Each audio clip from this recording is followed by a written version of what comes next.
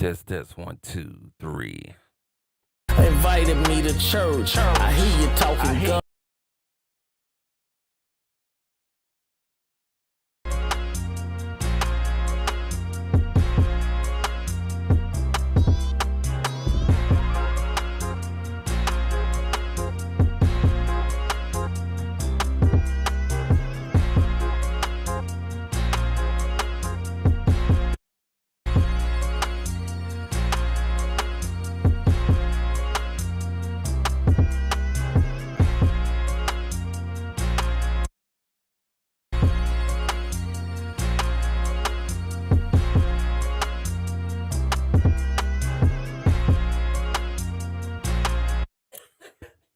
All right, so I'm back. All right. Nah, it ain't a routing issue. I'm just having some computer stuff going on or whatnot. No routing issues. Low key, I'm kind of ticked off about that. I don't know what's going on. So I just switched over to Edge and not Chrome. I know Chrome gives me a lot of issues and stuff like that, which whatever happened must have been because my control surfaces now is not working for some reason. I'm kind of scared to restart Mixbus, but we're gonna go ahead and do it anyway. Go ahead and save this. But yeah, I'm back. Just had some issues just a while ago. The good thing is it's not Mixbus. It's just really it's just really my computer and stuff like that. So uh yeah. So let me just restart personas here. Not exactly sure what happened or what did I press. Don't think I pressed anything because otherwise it would have, messed up or whatnot. So let's just go ahead and restart that. But off what I was doing with the last live stream for the last 20 something minutes or what.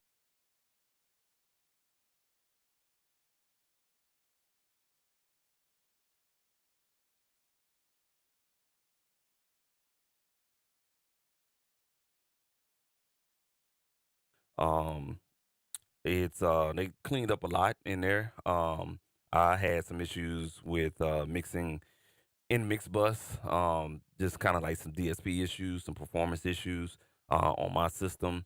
I really couldn't do anything without it jumping up to like 60% after adding a few plugins or whatever the case may be. So, when they came out with version 11, they kind of cleaned up everything with the performance and also to the GUI enhancements that they did really really well. They cleaned up some things and being bought out from Solid State Logic actually, helps out a little bit. I think Solid State Logic is a very, very good company to, be bought out on because their innovation is really, really good. Of course, they're overseas, not a problem with that. But, Solid State Logic really been holding their own. I think they have the capital to take Harrison to the next level with this particular digital audio workstation. So I think it's a really good buyout. Not like Fender and Studio One. When Fender, you know what I'm saying? Studio One already had a name. So you have a smaller company like Fender come in and want to buy them out. I just didn't understand that. But, Studio One, Solid State Logic, though, they did real good with coming in and, making some enhancement, adding their little twist in there for us, want to put a EQ circuit, into the DAW just to kind of test the waters with how everything works. I actually saw an interview with SSL and Anderson Co., which is a music distributor for as a music equipment. You can buy online. I think it's like overseas somewhere in Europe, and they did a tour at Solid State Logic's headquarters. Out there in Oxford, England, and they talked a lot about the collaboration with Harrison and some things that they got down the road. So I'm assuming that they will start incorporating a lot of SSL stuff by way of permission of Solid State Logic at some point, and they will migrate into this Harrison mix bus at some point. It's going to be a slow process, but I'm seeing it right now and stuff like that. And with some of the enhancements, and you can just tell by the GUI it has SSL written over it because it cleaned up a lot. And one thing about SSL is they clean up. You know what I'm saying? They pay attention to detail. So that's what that is, man.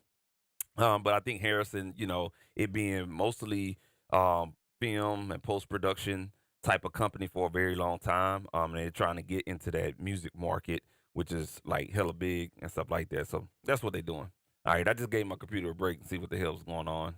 Let's go ahead and open up the session, and hopefully we don't have any other mistakes here, or whatnot. So I know for sure when you do get your copy of your Mixbus, it'll take a while for it to scan all of your VST plugins and stuff like that. It took a while for my system or whatever the case may be. Of course, I got over 1,000 plugins installed on here. So um, that's why it takes a while. You know what I'm saying? My shit bloated. So part of that reason is my fault. But it takes a while for it to scan and stuff like that. Just a note. Once that scanning was done, far as like loading up your session, it works fine. You saw my faders just pop up right there. So that's a good sign. And we're gonna keep it going. Um, right here. It's loading up right now. And we're going to go ahead and change this orientation on here once more. All right, let's get there. All right, cool. All righty, and looks like my stuff got a little bit bigger than, there it is. All right, cool deal. So there is some type of quirk with the screen maximizing and everything like that. Uh, this wasn't like this before, so what I gotta do is think something happened with the graphics. So let me go here really quick. Let me make that adjustment. So you'll be seeing some stuff on the fly. So I'm in the preference section and I'm just gonna do my size and scale, which actually kind of switched a little bit. I had it on 105. I had it a little bit shorter than that. Put it on 90%. And the reason why I'm doing that, actually, let me shorten this up. So I like to see a little bit of everything. I'm gonna do that once more. Go to the preference section here. Bring it right there on that dot. I think that's good right there. We'll go ahead and get out of there. All right, cool. Yeah, that's what I like. Because of this right here. So in the mix window, I have this chain of plugins, and some of these are third-party plugins, and I normally try to keep a little space buffer, so I can, make some adjustments. But I normally don't run no more than, I try to keep my plugins at a 5 plugin count, but everything that you see in here is a part of the channel strip, as far as your compressor, your gate, your EQ, and then your sends and stuff like that. So that's what that is right there. As I was also talking about on the 2-track and trying to hurry up and just kind of get through this or whatnot, we was talking about the 2-track and talking about the plugin that I used on here, the BX Enhancer. And I'm going to go ahead and bring this up here shortly. Let me see something here. It is hiding. Where's going on?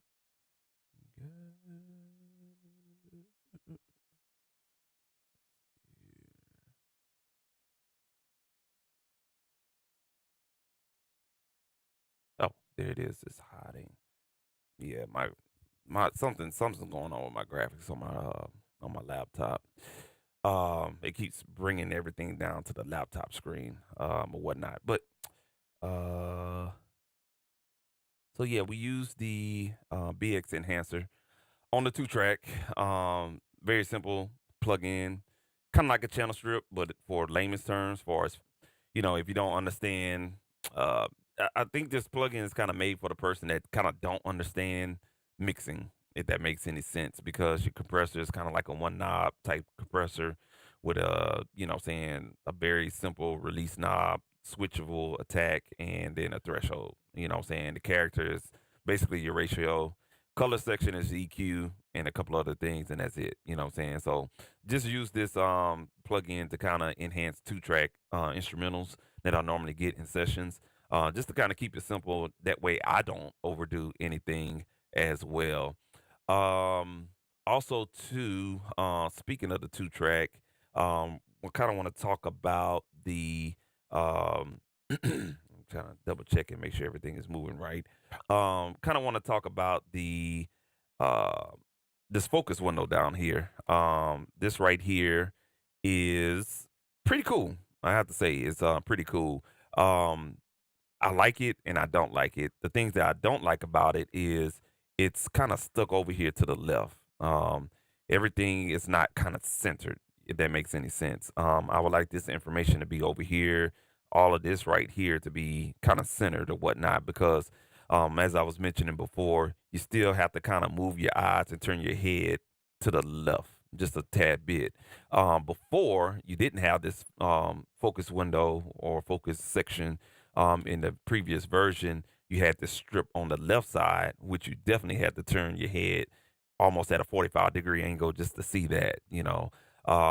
So I kind of get where they're going, but I think hopefully they'll come out with an update and kind of move this information, because you got all this real estate. But I kind of get where they're going, because if you do have third-party plugins, all of this will fill up. But at some point, you should have like a little taskbar at the bottom where you can kind of scroll to get to the third-party plugin parameters or whatnot. But that's just a little nitpick right there. They did clean up this section right here where you kind of see all your tracks, and what you could choose all for is, all some of this stuff like the mutes and the solos, what solo, your volumes and automations and all that other stuff right there. And I love what they did with the automation section right here. They kind of clean some things up with that as well, and in the transport bar up here at the top as well, man. So I like what they did, man. Definitely, like it, or whatnot.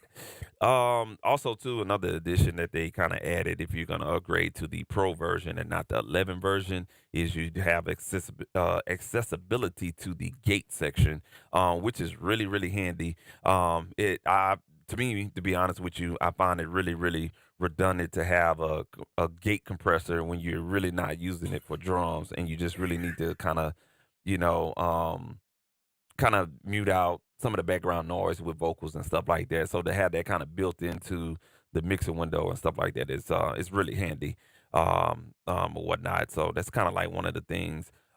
If you're gonna go and spend the extra $50 on the Pro version, go ahead and do it. The mix gate and the Mixbus gate and the expander is really really good. Also to the the EQ, the swappable EQ, of course, in the Pro version, you get the SSL version. Um, it's the 9000J version, and it's pretty sweet. I have to say, it's pretty sweet. It's pretty sweet, man. It sounds different than any other SSL plugin type EQ or even hardware. And to me, to be honest with you, it sounds more hardware like, not like hardware, but it sounds hardware like, which means when you make changes to the parameter, you instantaneously hearing frequency sweeps and gain and boosting and cutting on the gain as well. So, into my opinion, they did pretty good on that. And anytime you swap out on the EQ module, whatever parameters that you have already on, let's say the Harrison 32, and you swap, let's say, to the 96J, you can make your changes on there, and it's still gonna it's still gonna keep your what I want to say, your changes to the parameters and stuff like that. So if you're swapping out, trying to see if you want to go more musical or more surgical with the SSL, you can do so as well. Another thing too, with the tracks and everything is um, the drive section right here. This was in the last version, but the drive section, I was kind of confused on how it kind of worked.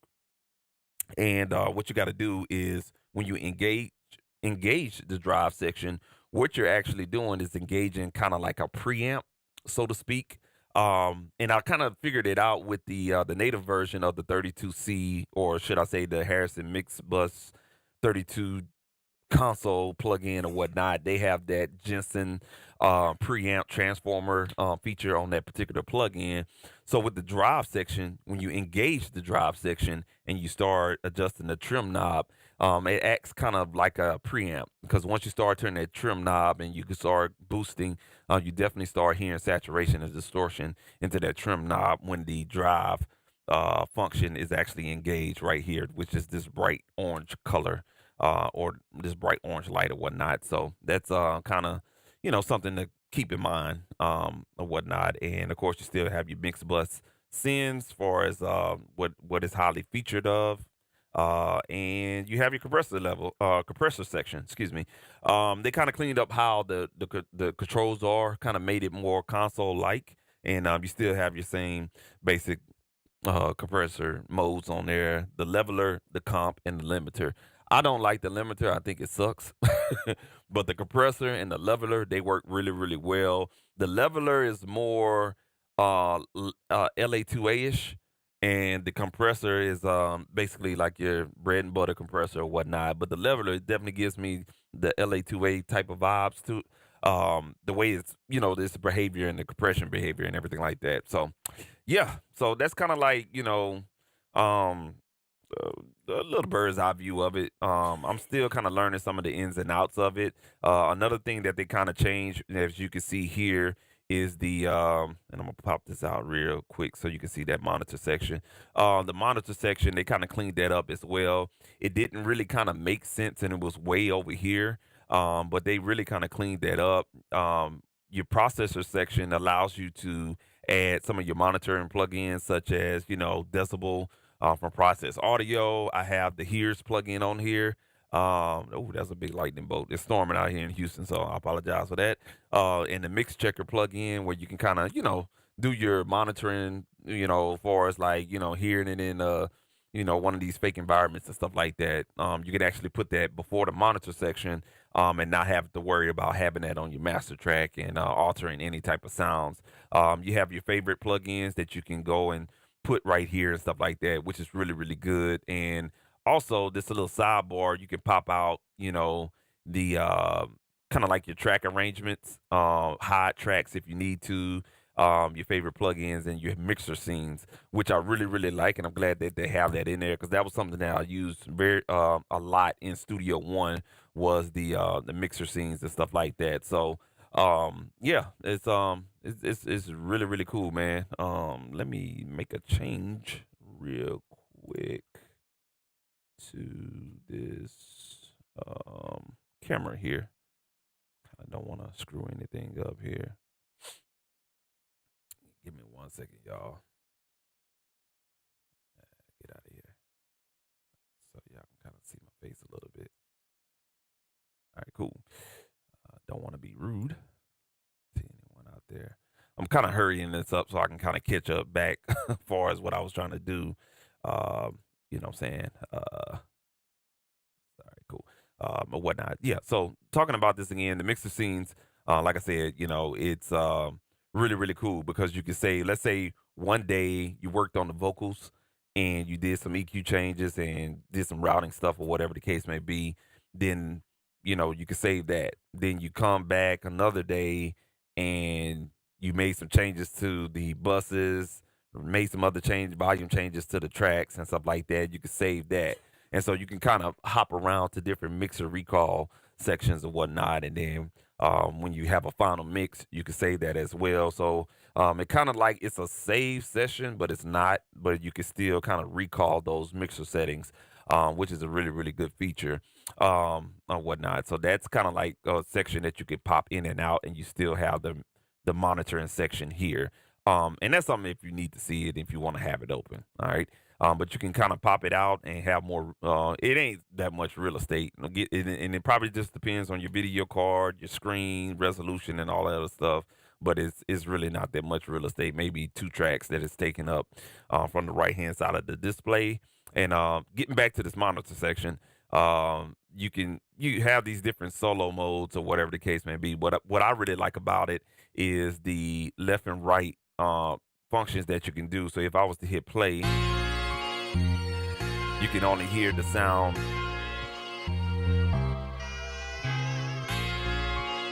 What the hell?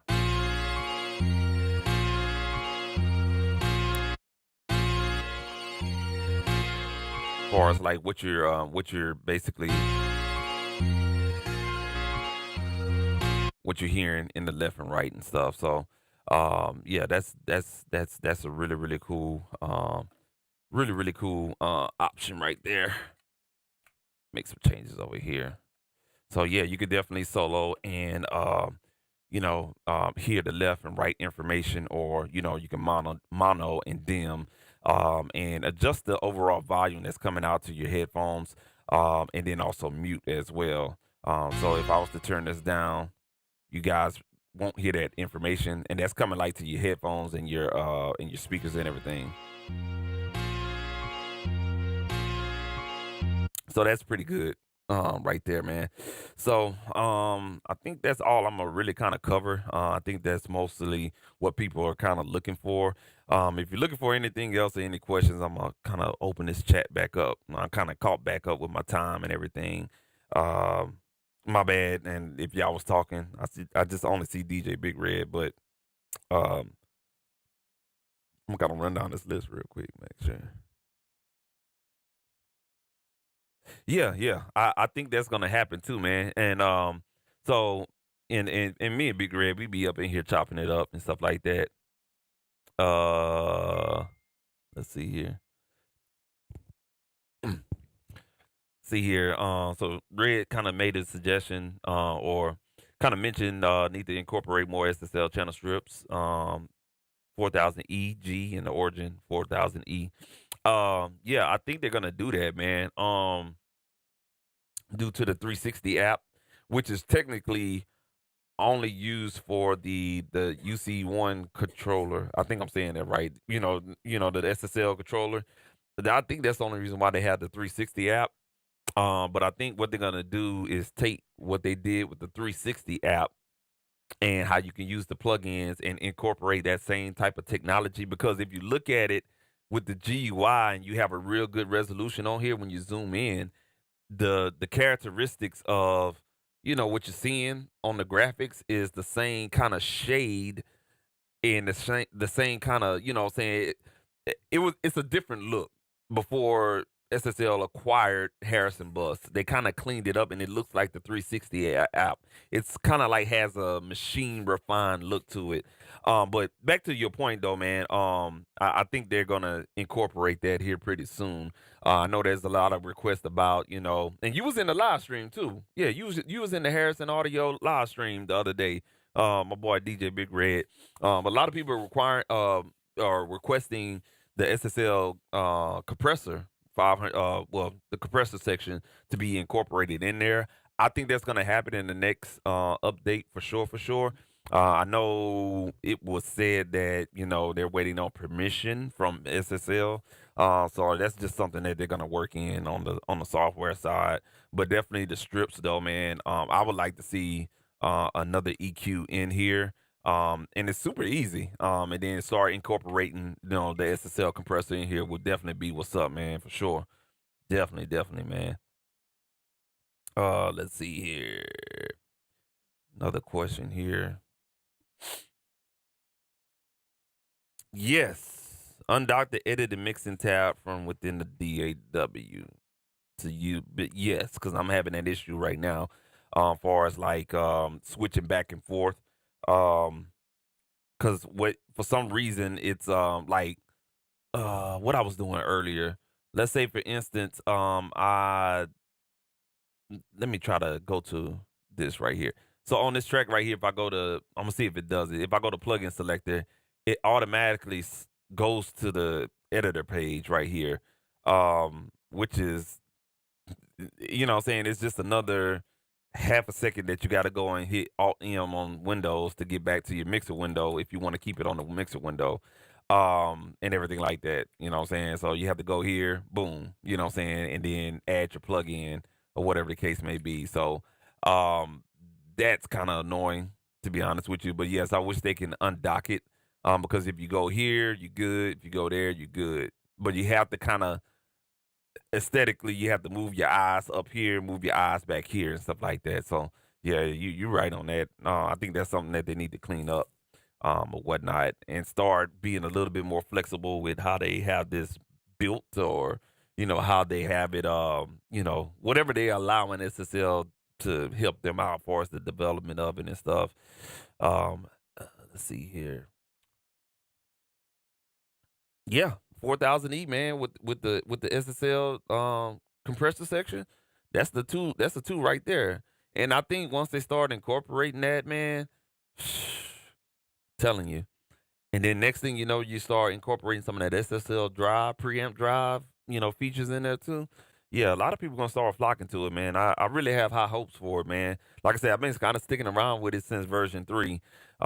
It's something just keeps drawing me back to it. You know what I'm saying? Like I told you in the email, Red. Oh, let's see here.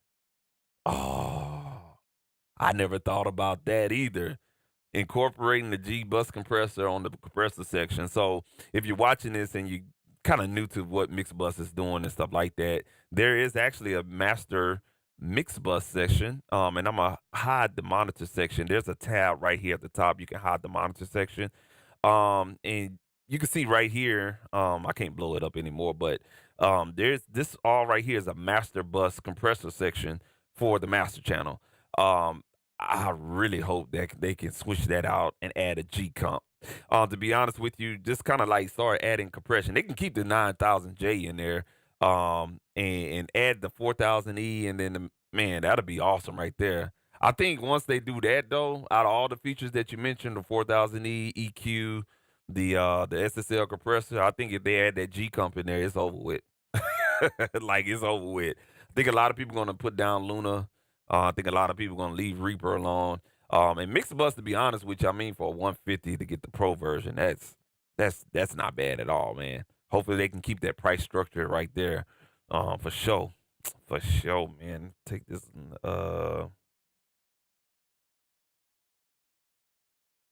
mm-hmm. Yeah. You know what? To be honest with you, I haven't had that problem with double clicking plugins. Now I did run into this issue right here, like I said, having this up there. But my issue is I'm using the dual screen setup. So I got one screen that you're seeing here and then the laptop screen here.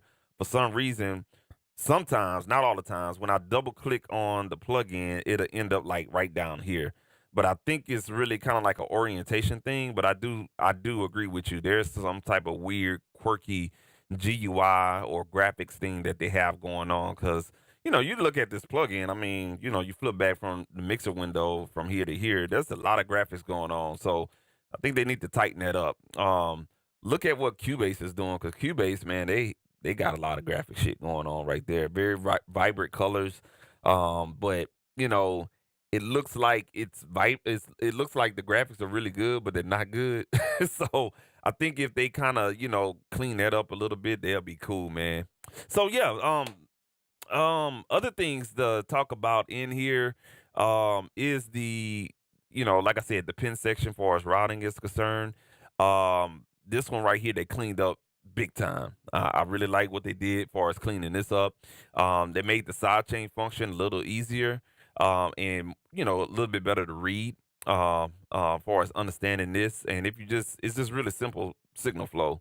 These two at the top is the audio coming from the arranger view, going into your instance, and then going out, what I'm saying, to the signal flow of the mixer strips in there and whatnot. So I really like how they cleaned up the pin configuration, and the bypass. You can change the knobs as far as the parameters and how they move, and then you have a sample section that you can kind of monitor as well, man. So overall, they did pretty good, man. Did okay.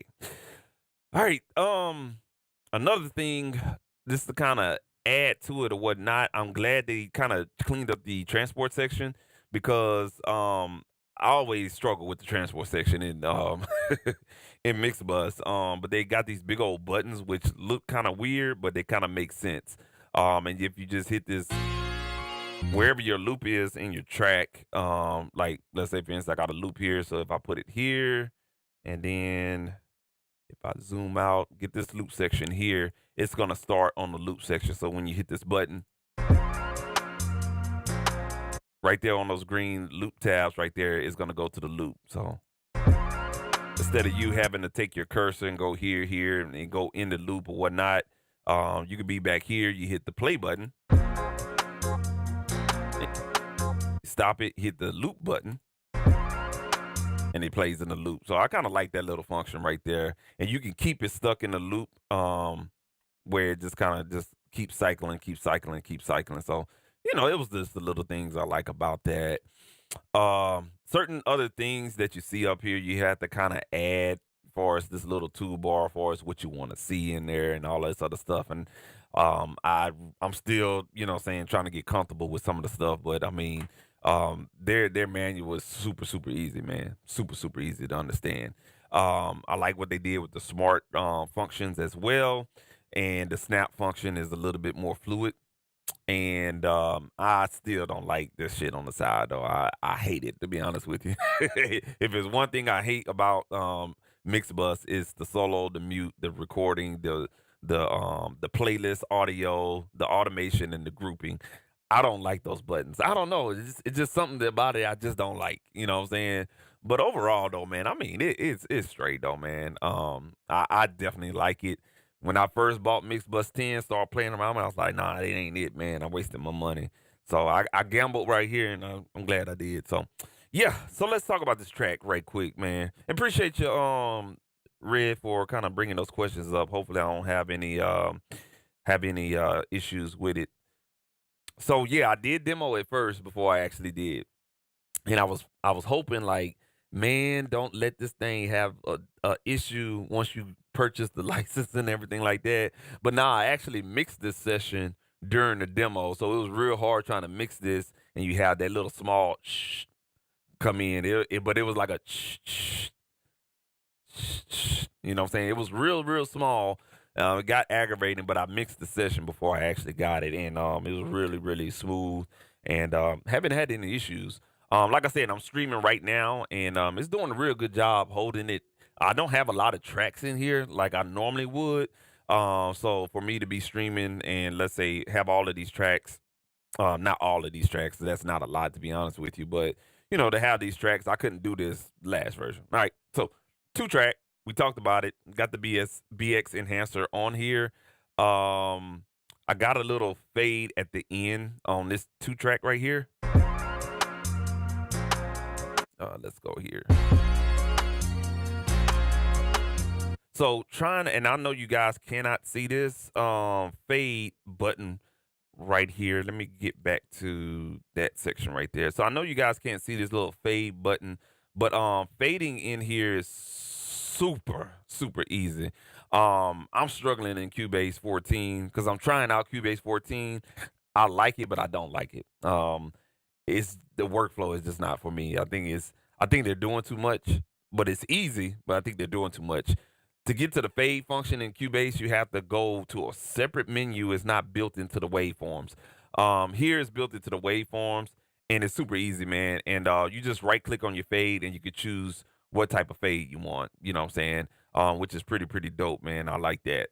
But the only thing I got is this fade. I love slow fades, kind of like they go down first and then gradually smoothing out to infinity. And I'm gonna let y'all check that out.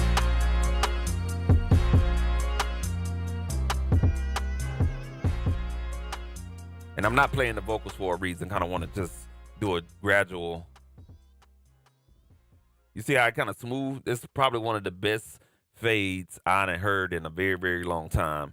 I think the last phase like that was Pro Tools. Back when Pro Tools, I was on Pro Tools heavy, like 7, Pro Tools 7 and Pro Tools 8 and stuff like that, man. All right, cool. So that's the only thing I did with the 2 track, just that one plug-in, fade it out, we good to go.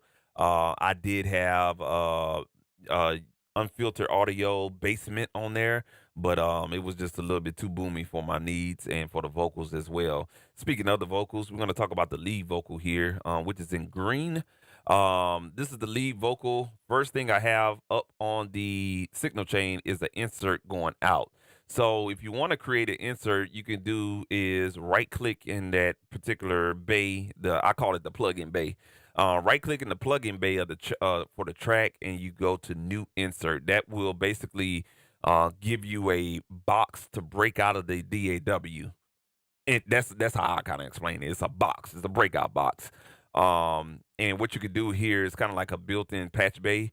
Your send output is basically you're gonna route that to your interface, or whatever, however you interfacing it. Just go to hardware, and then you choose your main out, or you choose your outputs, whatever that may be. So on my interface, I have it going out of 4, going through the I got it going through this Neve clone that I have, and a 76 clone over here, and I got it coming back in on 4. So basically going out, going through the Neve clone, the 76 clone, and back into the DAW. And then I got plugins in the channel. Excuse me, the signal routing. So we hit in the gate because I am using the gate. We have a Harrison de-esser, not the XT plug that's built into the DAW. For some reason, the XT plugins, they crash when I use it. The XT plugins, it's a handful of plugins. They're Harrison consoles. Um, I guess they're their own little native plugins. Every time I load up one, it crashes. And then I have to open up the DAW, then it works. So I was like, fuck it. I'm gonna use the SSL ported plugins and go that way. And I had no issues with it. But I got a de-esser on here to knock off some of the S's from the artist's speaking. You could tell the mic that he had a lot of S in it or whatnot. And then of course we used the 9000J on there because I had to do a little couple of surgical saying things on his vocal. And then on this one right here, surprisingly, I just used the Harrison leveler on here because I already was compressing with an outboard compressor. I just kind of needed to get a little light compression, so I used the Mixbus leveler that LA2A-ish type of sound. I got it on a 2-to-1 ratio, slow attack, fast release, makeup gain. Did not use the emphasis button, and we're good to go. And then if we go to the send section, I have this routed to a mix bus over here for all the verse vocals and stuff like that. And on the verse vocals, just to kind of get ahead of myself, the only other process that I'm using on the mix bus is the distressor on the verses vocals and stuff like that. So using the distressor on there, and this is the native version. I wanted to test it to make sure that all the native plugins were not giving me issues while using the DAW. So we used this one on the Mixbus for the verse vocals, and worked out pretty good or whatnot. But getting back to that one lead vocal, for some reason, I still didn't have enough gain that I wanted. And what I'd like to do is practice a habit of not going past 0 on faders. I see a lot of people do that, and that's a habit that you kind of don't want to have to do unless you have to do it. And I say, like, if you have to go past 0 on the faders, let it be for like a live situation or for recording. You see what I'm saying? But if you're for mixing and stuff like that, you kind of want to keep the headroom down. If you can keep that headroom down, keep your gain staging down, don't go past 0, it's a very, very good practice. So what I normally did, well, no, what I did, not normally did, but what I did was use a gain tool from Kilohertz, and I just basically made up the gain after the leveler compressor, because if you really look at this thing, you hit the leveler or the compressor section, you hit that, and then you go into the fader. You can turn these faders off. You don't necessarily have to use the fader. You can move it, but it's not going to be a part of the signal routing, if that makes any sense. So when you turn the fader down, you're still going to have that constant signal coming through your last processor. So if you don't want to use the fader for whatever reason, go ahead and get your gain tool, and then you can adjust the gain like that. So that was the ideology of that, you know what I'm saying? Adjusting the gain here Once I got it at a comfortable level, then I can go ahead and go down on the faders instead of going up past 0. You know what I'm saying? I work a little differently. You may do it a little differently, but it's all the same thing. It's gain. But me personally, I have an old school workflow mentality. That's why I think I'm drawn to Mixbus more than anything. That's why I like Luna. It has more of an old school workflow analog mythology to it. Cubase, it's a little bit new school now than what I used to use with it. And Studio One is kind of a mixture of both. You know what I'm saying? And I already gave y'all the spiel on Studio One why I stopped using it. But yeah, that's basically what I did with that. So I'll let you guys check out the lead vocal right here. So let's go back to the edit window and go down to the verse, which is in green right here.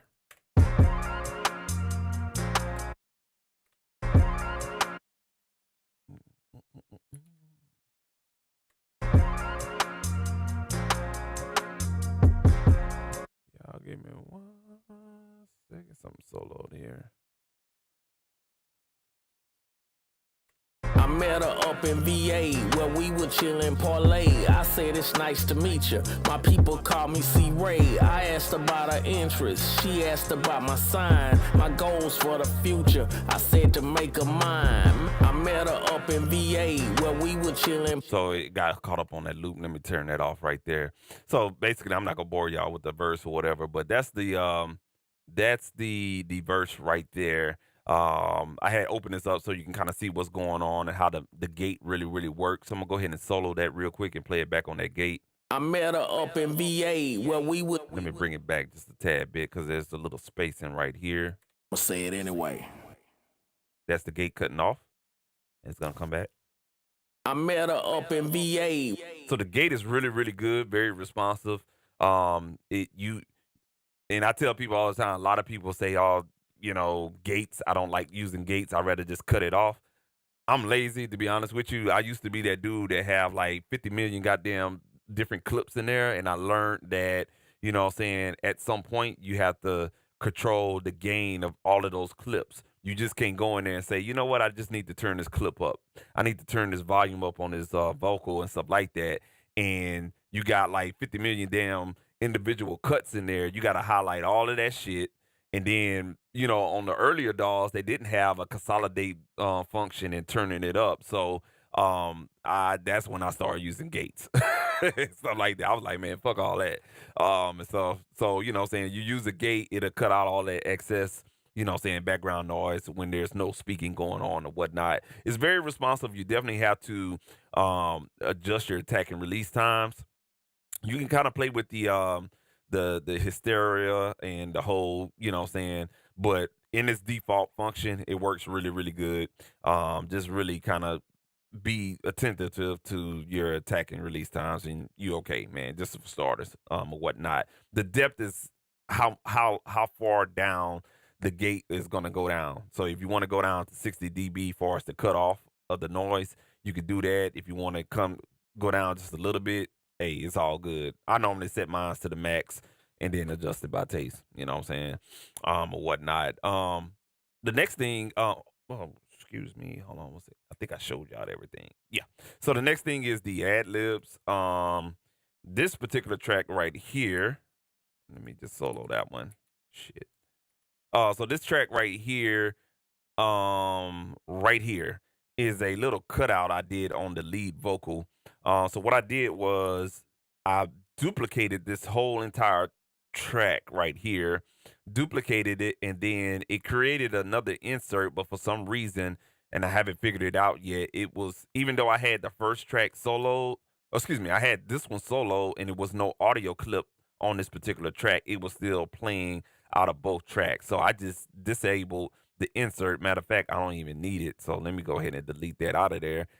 Disabled it, and it worked fine. And all I did was just basically cut out this part because I needed it to kind of give it like a effect or whatever the case may be. So let me show you guys what I'm talking about. How dare we take for granted our gifts upon this planet when life's a cold motherfucker, I can barely stand it. How dare we take for granted So it's kind of like just kind of changing it up a little bit, giving it kind of like a soft telephone effect, so to speak. And you know what I'm saying, keeping all of my process there and everything like that. So that's what that is on that one. These two tracks right here are the ad libs. And I have those routed to the Mixbus verse track as well. And on these ad libs, what I did was did some automation with the delay. Okay. I think I used the same delay. Let me see here. Mixbus 9. Yeah. So I used the same delay on the ad libs. I just kind of did some automation to it. And you know, if you pay attention to the mix window or even down here in the focus mode, you'll see this delay send right here move the way it needs to or whatnot. The only difference that I did here on these ad lib tracks, because I did not go out of the DAW to retain the consistency of the sound. And what I mean by that is that, and I'm gonna explain this real quick. I'm gonna explain her, so y'all please forgive me. This thing is stuck in here. I'm trying to go down here and make a change to the. Hold on one second, y'all. This thing is stuck. Okay. All right. Cool. How dare we take for granted our gifts upon this planet? When life's a cold motherfucker, I can barely stand it. How dare we take. All right. Cool. I'm trying to. Y'all give me 1 second. God damn. I hope I'm still streaming. Yeah, I use automation, man. I use automation. Shoot, I use automation. Y'all give me 1 second. I'm trying to see something here. For some reason, my browser has kind of stalled out on me. I think I'm not going to use Restream no more.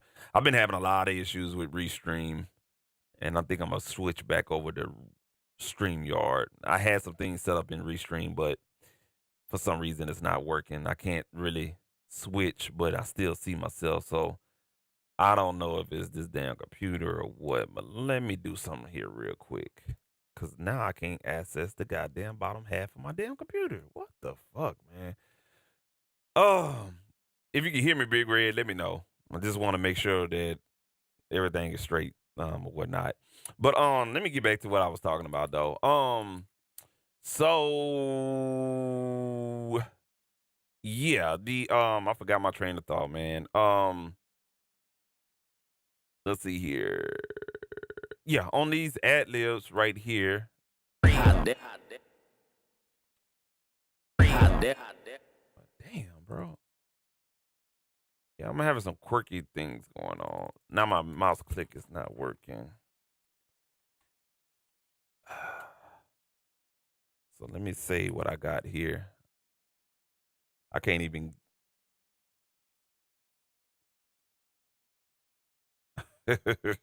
Y'all give me 1 second, man. Jeez. Let's see here.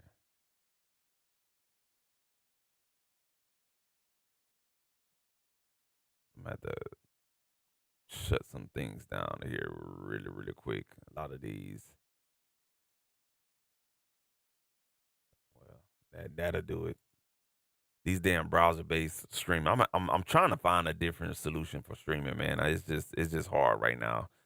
Of course, my wife should be in here working and shit like that, but I'm really saving up right now to get another PC for these exact reasons. Um, okay, there we go. I had to basically, for some reason, you pop open Task Manager and it one works. Um, but yeah, man, what I was trying to explain was though, um, damn, I forgot what I was gonna say. Oh yeah, so with the ad libs,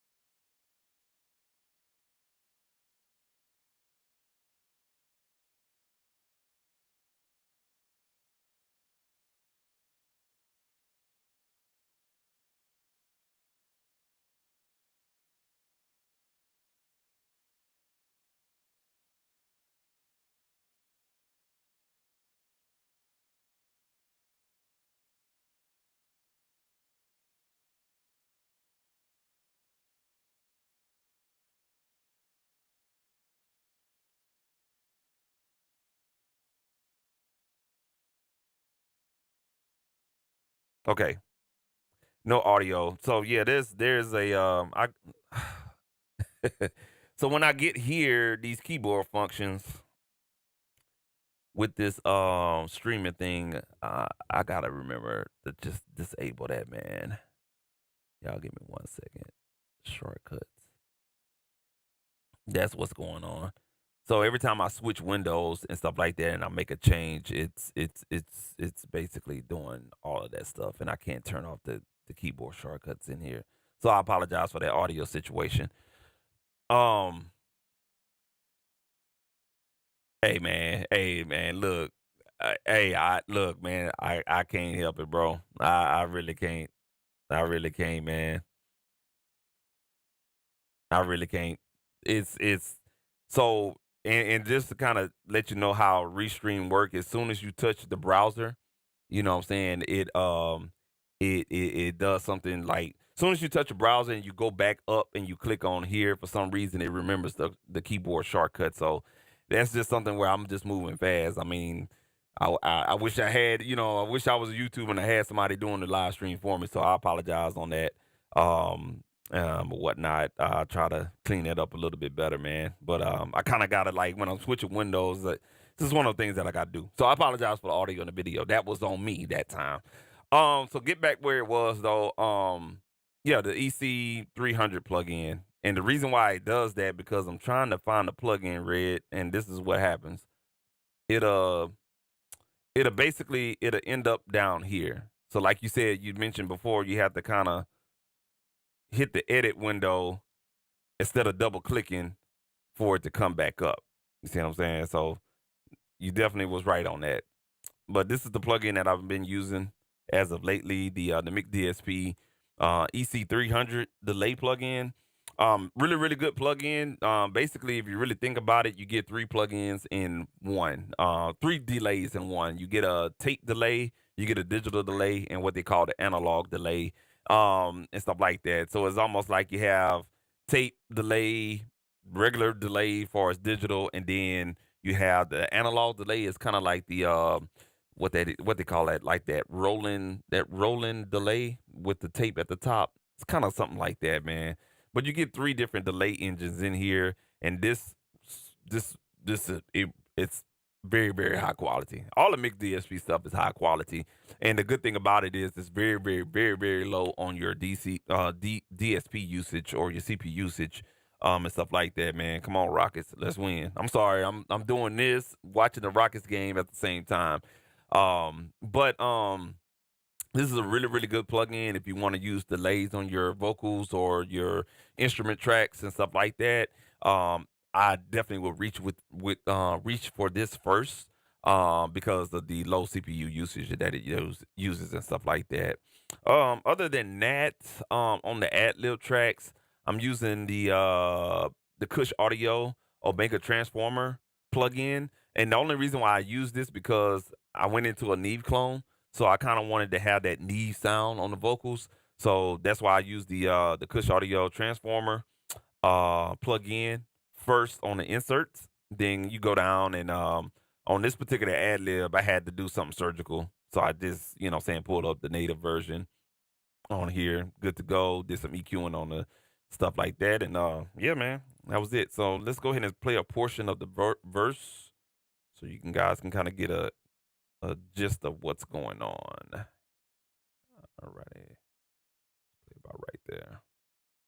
I met her up in VA where we were chillin' parlay. I said it's nice to meet you. My people call me C-Ray. I asked about her interest. She asked about my sign. My goals for the future. I said to make her mine. Maybe we'll wine and dine. Later we'll bump and grind. Give me your last name and later I give you mine. She fell out laughing dying, but I was so for real. It was just something about her. Was it? Her sex appeal invited me to church. I hear you talking God. I really prayed about it. Too many on the squad. This one might take my heart. This girl might be the one. Don't wanna miss no blessings, so I'ma get it done. I met her up in V. That's exactly what it is, bro. I'm getting old, man. Nah, but that's the verses and the ad libs all together and stuff like that, man. So pretty good. Nice little situation there or whatnot. So let's talk about the next section that I have here. This is kind of like a little, I don't know what to call it, like a bridge per se. Um, right before the hook, if I'm not mistaken. And the artist, he had to make a change or whatnot, but kind of did something a little different on this part right here. Um, kind of like just kind of did some things with the what I want to say the god doggone beat, and then also to the vocals as well. So with the beat, I use automation on the EQ, and I had to kind of get used to the automation because they changed it up just a little bit. But you have to pull up the automation lane, and then you have to choose what you want to do. So let's say, for instance, I'm gonna go here. I'm gonna choose A, which is for automation, and you will see your normal stuff: fader, trim, mute, master assign, and master pan, right? But if you want to do processor automation, then your list of plugins or processors that's on that mixer channel you could choose. So on this one, I wanted to automate the filter on the 32C EQ. Choose that one, go down to low pass frequency, and boom, and it's gonna be this right here. Okay, it's this top. Let me move Big Red comment out the way. All right, but it's this knob right here. That's being automated right here. All right, so let me go ahead and zoom in just a little bit on that section. Get out of there. All right, so that's the automation. What I did was I chose that. Normally it's gonna be in manual mode right here. So once you choose the parameter that you want to automate, it's gonna be in manual. I can't remember if it's gonna be either in manual or play, but play is read. I don't know why they just didn't put read and they just put play. It's something like that. I mean, keep shit global. You know what I'm saying? I understand you're trying to be different a little bit, and I get it, but use read. That kind of threw me off a little bit, but play is read, write, touch, and latch. So what I did was I put it on touch. Touch would allow you to basically wherever that parameter is fixed at when you before automation and you haven't touched it, it's gonna stay there. So if it's, let's say for instance, that 2 dB and you start automation and you turn it, and let's say you increase it to 4 dB, when you increase it to 4 dB and you let go, it's going to go back to 2 dB by itself. So it's just basically kind of like you turned it and then you let go, it's going to go back to its default position. All right. And this camera and the damn hand gestures, go back, buddy. All right, there we go. All right, so I'm gonna show you what that automation is doing. Like how the fuck we get this wrong? Damn, we fumbled on the play, humbles on the way.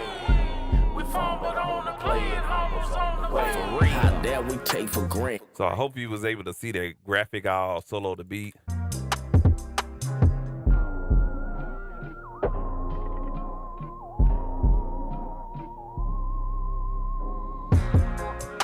Kind of like smooth back into that, the high frequency stuff and everything like that. And once you finish writing your information, you just hit play, and that will engage the automation to do what it do. All right. As far as the vocals is concerned, the only thing I did with the vocals is pan these two vocals right here, which has kind of like a low tone type of sound to it.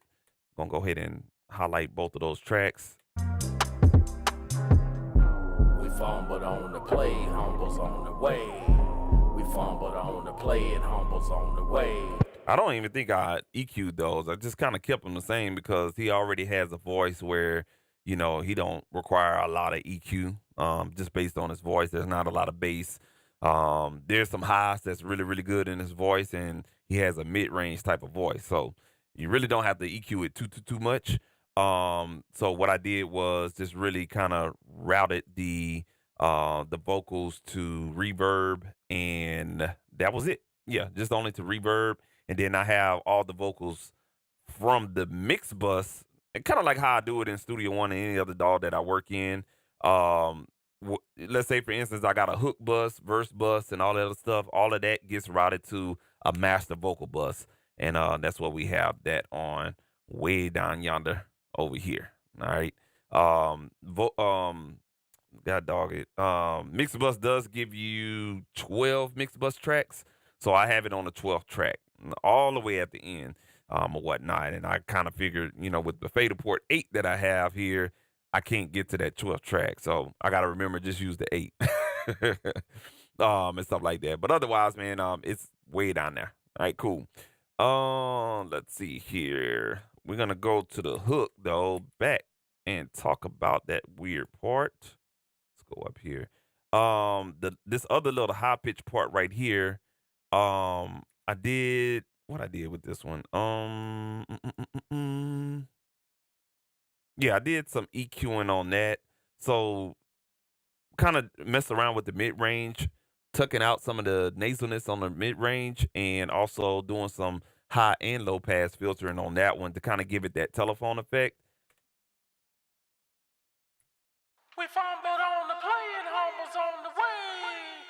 Now, another thing I did was I engaged the drive section just so I could have some saturation on the vocal and just kind of like played around with the trim because this vocal was really, really loud. So I had to kind of gain stage it a little bit, but I still wanted to give it, you know, some saturation to it without actually using a saturation plugin. So I just used what was in Mixbus and did a little EQing for us, taking some of the low and high end out and really kind of scooping out some of that mid range and then boosting up the presence in the high mid range to give it the effect. Use the delay plugin. We use the Waves H delay and the reverb. Play that for you guys one more time with the other We vocals. fumbled on the play and Homer's on the way. We fumbled on the play and Homer's on the way. So just kind of like give it a little, I don't know, circus-like effect, kind of like how the beat is going, and play everything together. Like how the fuck we get this wrong? Damn. We fumbled on the play and Homer's on the way. We fumbled on the play and Homer's on the way. How dare we take for granted our gifts upon this planet? When life's a cold motherfucker, I can barely stand it. How dare we take for granted our gifts upon this planet? When life's a cold motherfucker and I can barely stand it. I can weather it. All right, so talking about the hook, and I already explained this little track right here. Just basically, it was the first verse. Cut that out, saying did a little telephone effect with the EQs and put a reverb on it and delay, and we good to go. The hook was, and let me get a little stretch right here. The hook was this pink stuff right here, and I noticed it was the same thing. So basically, he copy and paste, put it on 4 separate tracks, which is cool. I can live with that, but it was basically the same hook. So what I did was cut the hook, measured it, and what I mean by measure is made sure that it was nothing overlap. Now you did have a couple of phrases that did overlap. And I'm gonna keep it honest with you. I did not find the crossfade function on here just yet. So I just did the pole man's fading, which I faded this clip and faded this clip and then joined them together. But you can see a little bit of crossfading there. So if you highlight this, normally if you highlight this or if you highlight this region right here and you right click in this area, there will be some type of crossfading function. But I didn't read, to be honest with you. I could go to region here and it'll probably tell me. But if I go to fades here, it just says fades in, out, and fades. So if I go to fades here, it's not doing anything for me. So uh, it may be user error, of course, probably more than likely, or whatnot. But I haven't found a crossfade section just yet. I have to go and ask Chat GPT or whatnot. But whatever I did for is just fading out on this track and fading out on this, not excuse me, fading out on this clip and fading out on this clip. Then combining them together, it worked out fine on all of these 5 tracks right here, as you can see here. And if I zoom out here and we go to the focus channel here, let's go ahead and bring that back up.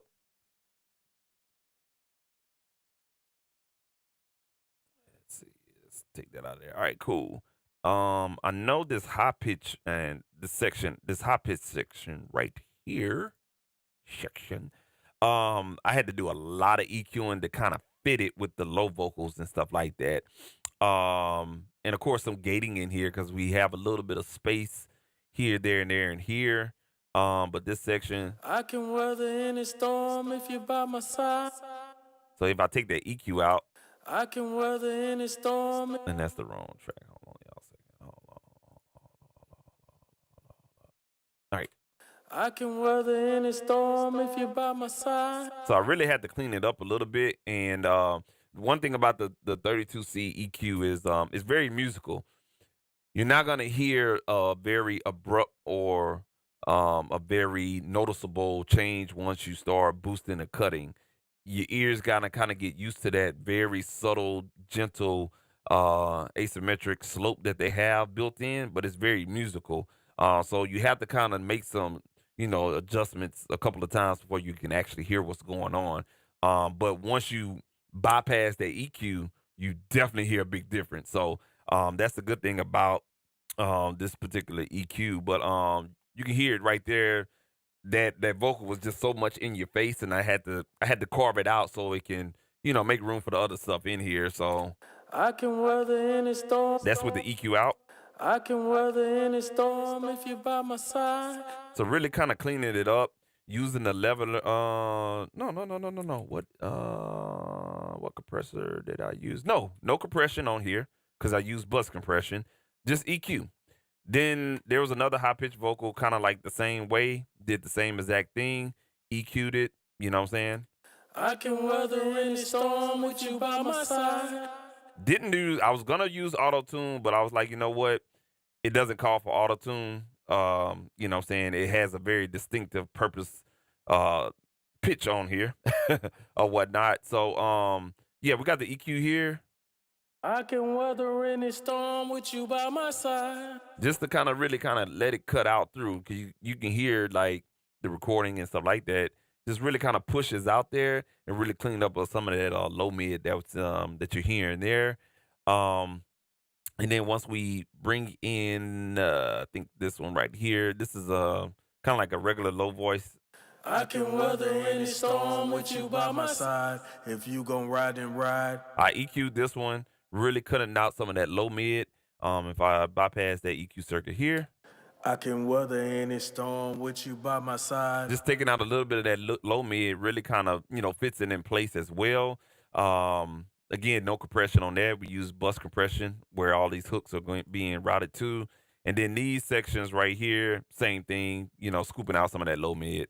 When you start scooping out on the same frequency range on a particular source, or pretty much all of your sources that been recorded through the same microphone, you have to kind of understand it's not a mixing decision. It's really, the acoustics of the room, the microphone that you use, and the person's voice. Those are the three things you have to kind of pay attention to. So you can fix that during recording, or you can wait to the latter part in mixing if it's yourself mixing, and know that, okay, well, this room, the microphone, and this dude's voice, there's normally going to be a buildup around 350 hertz or 450 hertz or whatever the case may be within that range. And you got to be smart enough to say, hey, every EQ that I put on there, if it's not needed or if it's not needed for the weight of the vocal and it being in the mix, just go ahead and scoop that out. It'll clean up the vocals big time. It'll clean it up so much where you don't have to make a low shelving adjustment, because I used to make those mistakes where I low shelf, take out the mid, and I got a thin ass vocal. But if you just scoop out that low mid, you know what I'm saying, and really kind of train your ears to keep some of that low end information, it's better to use a high pass filter, cut off the rumble, keep the low shelf and stuff, scoop out the low mid, and you still can have weight to that, and you can play with that low shelving however you need to. You know what I'm saying? So that's what we kind of did with that one right there. And just to go to the bus track for that section. Slide on over here real quick. If it want to act right. Yeah, give me 1 second, man. This thing be tripping. There we go. All right, so we are on the hook. This is the hook right here. Again, I did not run. I was going to run these plugins. Jesus, it's doing it again. God dang, bro. So that's a bug. That is a bug. That is a bug. So what's going on right now? If I could share this with you all, can't open up the plugin. It will not open up when you double click. It keeps going down here to the bottom, and I got to do that right here. So I apologize for that right there, man. All right. Um.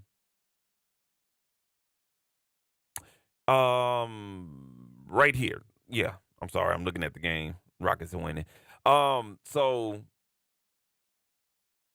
what I was gonna do was run all of the hooks, and I've been practicing this lately. Is taking like either my vocal bus or the hook bus just to kind of save on processing power and ins and outs and stuff like that. I'll route, let's say, eight, eight different tracks that's bus to the hook.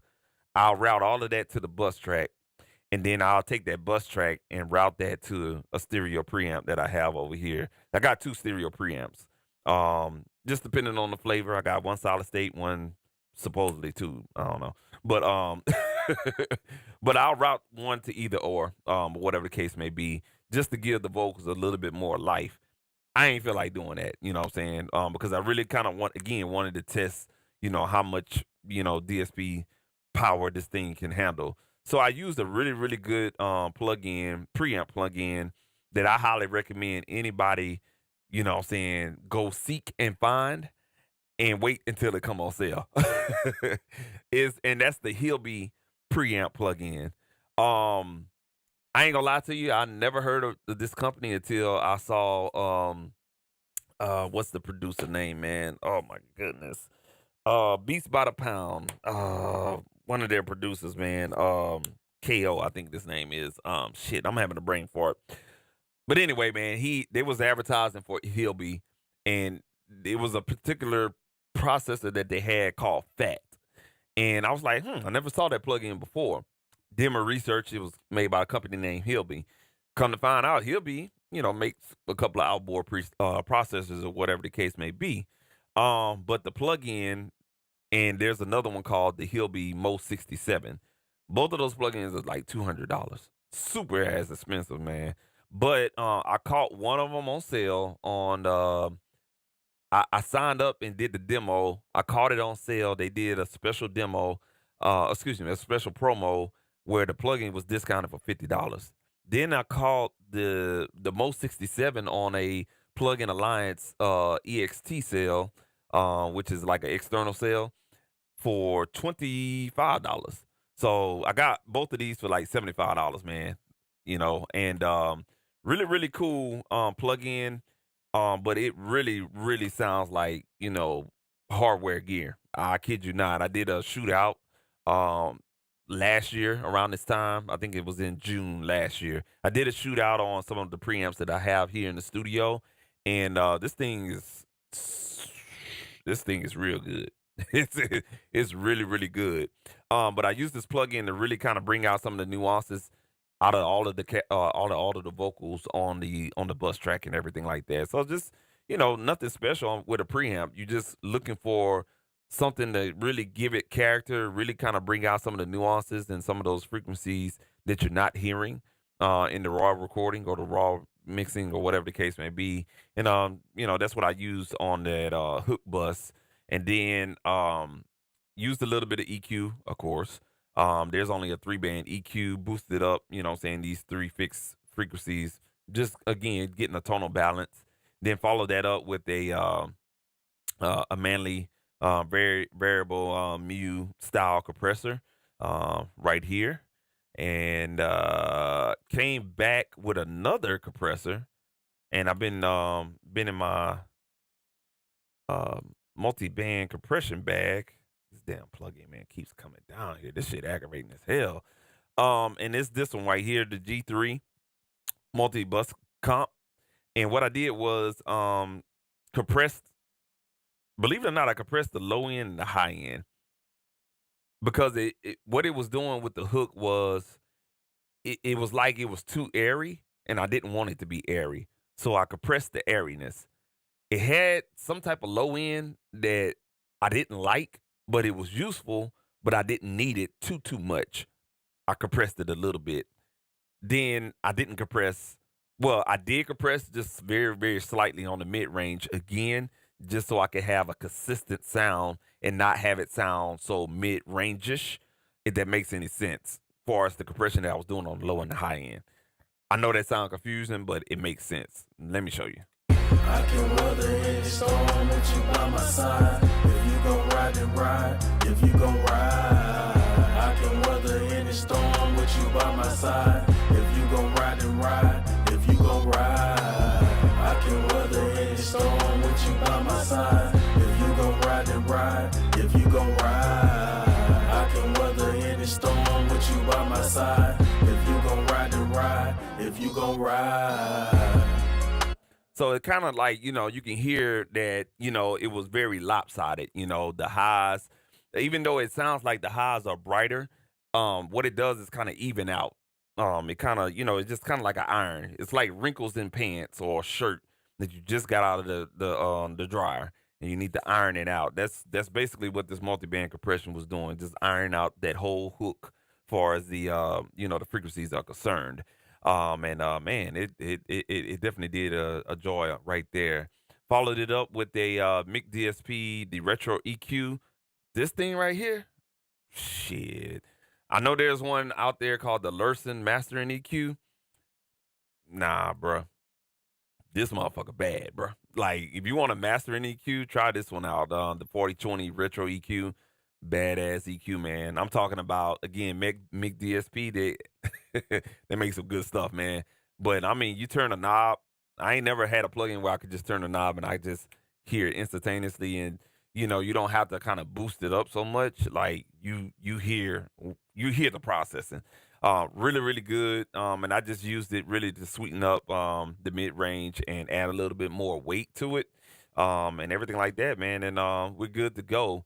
Drove the Mixbus, the Mixbus tape saturation just a little bit. Drove it just a little bit. I'm using the yellow mode, and got that routed to the vocal mix. We'll talk about the vocal mix later on. And that was basically it. So I'll play that hook one more time so you guys can hear that coming out of the verse. When life's a cold motherfucker, I can barely stand it. How dare we take for granted our gifts upon this planet? When life's a cold motherfucker, and I can barely stand it. I can weather any storm with you by my side. If you gon' ride, then ride. If you gon' ride, I can weather any storm with you by my side. If you gon' ride, then ride. If you gon' ride, I can weather any storm with you by my side. If you gon' ride, then ride. If you gon' ride, I can weather any storm with you by my side. If you gon' ride, then ride. If you gon' ride. And then I just faded out the beat from there. Or whatnot. So just kind of faded out the beat right there. And I think I messed up something. Shoot. Now, one thing I do want to say is you got to be careful and don't be a dumbass like myself, and like what my boy DJ Big Red, man, be making fun of or whatnot. Is in the mixer window, all seriousness aside, in the mixer window, if you accidentally mouse click on any of these parameters and you change something, I know in Studio One it was a big habit, mess with a plugin or anything in the mix window, hit undo, it'll reset the parameter. Not in Mixbus, man. You make a change in here, you can't undo that change. So you have to kind of definitely be careful of that, man, whatnot. So I gotta go back to this goddamn this track right here and see what the heck's going on here. I don't think I had a delay on it, but I just want to double check and make sure. I can weather any storm if you're by my side. If you gon' ride, then ride. If you gon' ride, I can weather any storm if you by my side. If you gon' ride, then ride. Yeah, I think I had this one kind of set the same here. I can weather any storm with you by my side. If you gon' ride, then ride. If you gon' ride, I can weather any storm with you by my side. If you gon' ride, then ride. If you gon' ride, Yeah, hopefully that's the set value that I had. I don't remember, but I know it was set about right here. I think these two were the same. I think I had this one just a little bit, but yeah, if you kind of playing around in here, moving fast, and you left click on something on accident, like you had this set here, and you kind of did that, just kind of moving fast or whatnot. You cannot undo anything in the mixer window. Just kind of want to let you guys know that it kind of frustrates you a little bit, but to be honest with you, if you really think about it, excuse me, if you really think about it, it it helps you understand that analog mindset. You know what I'm saying? And the only reason why I say that because that's how I kind of learned everything. I didn't just pick up a DAW and just start doing this stuff. I actually kind of like learned the old school way on my own. So that's why I like this workflow, to be honest with you. But you got this. If you make a mistake and you turn something, your brain has to understand what was heard. That's that muscle memory. You have to start remembering, like, okay, well, shit, I know it needs to be there or whatnot, and not relying on a preset or not relying on, okay, I did this, I'm gonna save it as a preset. Cool, not a problem. If I have a change, I can undo it. You know what I'm saying? I know Mixbus get a lot of flack for that, but due to its credit, you know, and the heritage that they have and the type of music that's normally, pumped through the Harrison brand, it's normally stuff that does a lot of recording, country music, you know what I'm saying, rock, not too much metal, um, some R&B and gospel music. That's what pushes through that Harrison brand and through Nashville as well. So, they don't really they do some of the, the modern stuff, but they kind of try to keep it an old school workflow. So that's why I kind of like about it. So, you know, it could kind of be a blessing in disguise because what I'm saying, it you don't have to rely so much on, oh, this knob got to be here. Undo is back to where it's at. No, your mindset is understanding, okay, I had it set here. Okay, I hear it. That's where it needs to be at. I hear the 1.7. I hear the 3 point dB boosted at the 1.7. That's what your brain needs to be processing. And I don't think people kind of think that way. And I'm not trying to tell nobody how to think, but it will help. You understand why certain mixed decisions and you have knobs and stuff like that. Because once you put your hand on it or you see it, it's like hand-eye coordination. You put it on there and then you add the audible side of your body or your brain and how it functions and stuff like that. Though that triangular process definitely makes you understand how to tweak things or whatever the case may be. So um that's why I like plug-in usage 100%. Even though it's convenient and I went through that process, I always had some type of knob in the studio. Whether I had one processor, and I remember it was time I was broke as hell. I didn't have much money. You know what I'm saying? Like the most money I had at my checking account at one time was $50, man. So, you know what I'm saying? I had one processor that I bought when I did have my money up at the time, and I held on to that thing for the longest. It was the Art Pro Channel 1. And you know what I'm saying? I used to use it for recording or I, pump audio through there every now and then, but I had always had something that I could put my hands on. And then, so trying to migrate to the everything plug-in situation, it's not the same. That mouse click and it's not the same. You know what I'm saying? Because now visually you're getting dependent on, oh, this needs to be at this and stuff like that. And it's visually what you're seeing and the mouse click, it kind of doesn't add up. It's almost like, you know what I'm saying, you're leaving off two lug nuts on a wheel. You know what I'm saying? So just a little spill on that right there. Um, so that's basically the hook right there. We could talk about the mix buses and we'll get the hell up on out of there. Of course, with the mix window, you have the spill button here. So when you hit the spill button, let me go ahead and switch windows here, and hopefully I don't fuck this goddamn stream up. Yeah, give me 1 second. All right, let me click here. All right, cool. Had to just double click in there just to make sure. But if you can see here, man, you have the spill button. And what the spill button is doing, it correlates to whatever is routed to that mix bus track. So this is all the hook channels right here. So if you have like a small window screen, for us like your monitor or you on the laptop itself, you could just hit you can hit the spill for the hook, come back, blow it up in the full screen. Then you can go to your verses. We only got 4 tracks for the verses.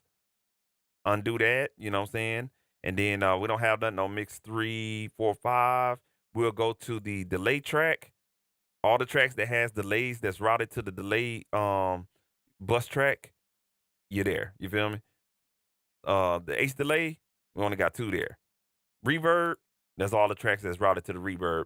So you really can kind of streamline your god doggone your viewership on the mix window and everything like that. All right, cool deal. So let me take it back one more step.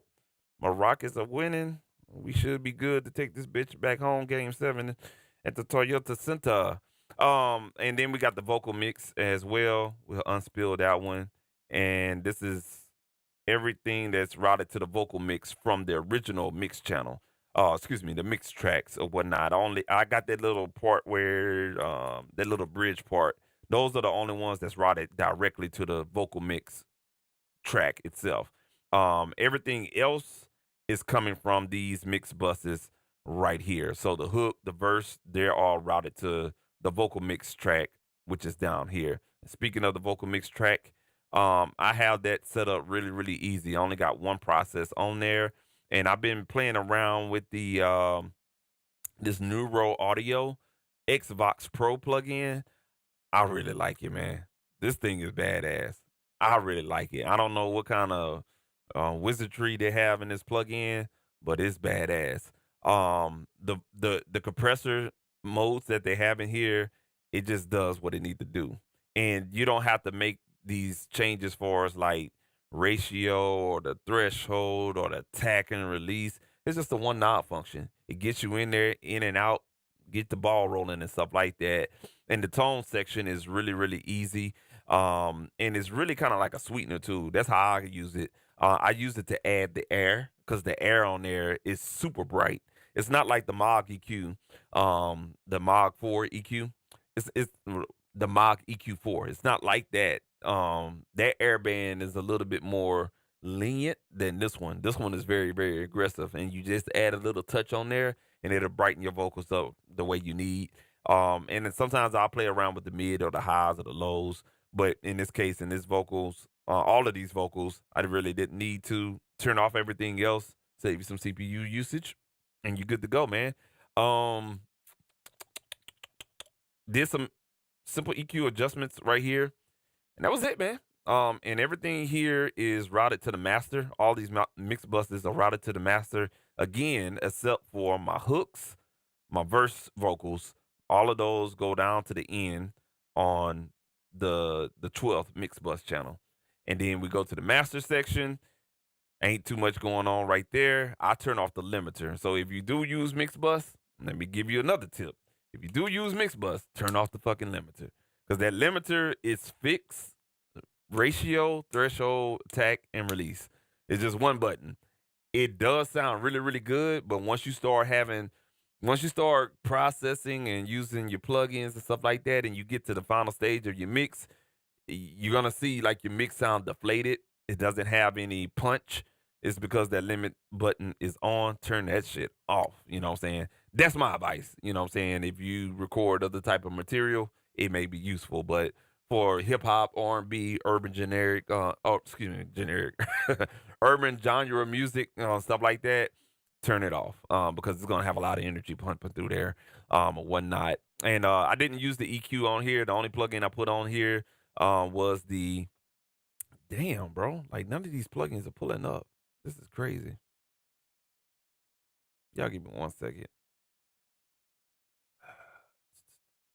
So yeah, I wasn't having this problem before, so I'm thinking it's a graphic issue, especially if you're using hardware graphic, like you got a video card on your computer, and if that thing is running haywire like I'm doing right now with the live stream, it'll give you an issue and everything like that.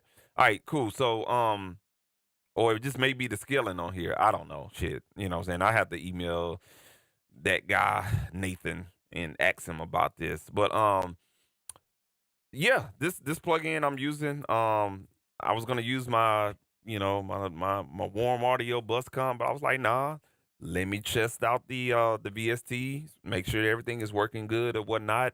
Great performance, and stuff like that. Yeah, I just put this on there, did my side chain filtering as I always do on compression and stuff like that. This compressor though, man, it's like a SSL, bus comp type compression, but it has an old school sound to it. Um, let me show you what I'm talking about. I can weather any storm with you by my side. If you gon' ride, then ride. If you gon' ride, I can weather any storm with you by my side. If you gon' ride, then ride. If you gon' ride, I can weather any storm with you by my side. If you gon' ride, then ride. It's very aggressive and it has something going on with it. You know what I'm saying? It has a vintage vibe to it. It doesn't sound transparent. That makes any sense. It sounds vintage. And of course, it's the townhouse bus compressor. So this was one of the um, bus compressors that was custom built somewhere out there in England or whatever. It's a backstory on this particular compressor, but it's based off of the SSL circuitry and everything like that. And I use it from time to time on recordings that has more of a slow, chill vibe and stuff like that on my productions or any other song that has more of a upbeat type of vibe to it. I'm using something transparent, but for this type of vibe on the track, this is suits really really well and stuff like that. So that's basically it. The only thing I could tell you guys about, and everybody know what the damn H delay is, and of course, the UAD. This shit is doing this again, man. I'm not sure what the fuck. Y'all give me 1 second. God damn. Trying to see. So for the reverb, even when I hit edit, Red, you right, buddy? You are right, dog. Yeah, now it doesn't even want to pull up at all on my thing. So the program's still working. The plugin is not pulling up. Okay, there it is. It takes a little while, and it wasn't doing this earlier. I think it's just something with streaming. I'm sorry, y'all. I may just streaming is just But yeah, man. Just use this reverb right here from UAD. I like this reverb because it's not roomy. It's not roomy and it doesn't have a small room. It just kind of fits right. And you can add a little bit to it and just gives you enough depth and everything like that. And I just, again, didn't feel like, plugging up one of my reverb units in here. So, yeah, that's good to go, man. So that's basically, this little breakdown here in Mixbus and everything like that. Like I said, they definitely improved because I did a whole walkthrough with Mixbus running and doing live streaming besides the plugin issue or whatever the case may be. You know what I'm saying? It works really, really good. Just to kind of give you an idea, let me pull up um the performance meter here. Now this performance meter is not like what you think it is. It's just gonna show you like these percentages and everything like that.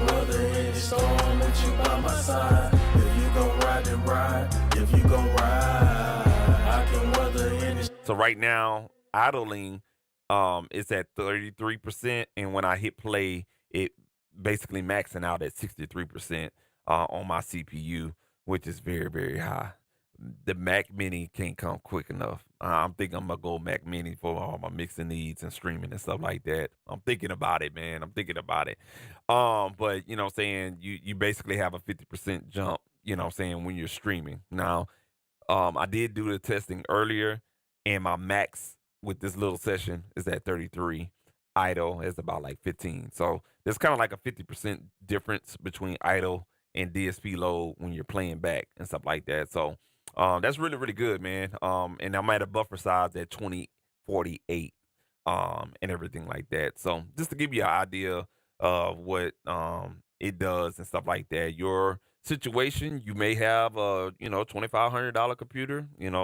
My computer, I bought it at about 2,000. You know what I'm saying? But you may have a computer a little bit powerful. You won't have the issues that I'm having. So Just to give you an idea, I am running something a little older. I think this computer I got was like in 2022, and everything like that. So it's time. It's time. But you know, what I'm saying if you do have an older computer, it still can hold weight.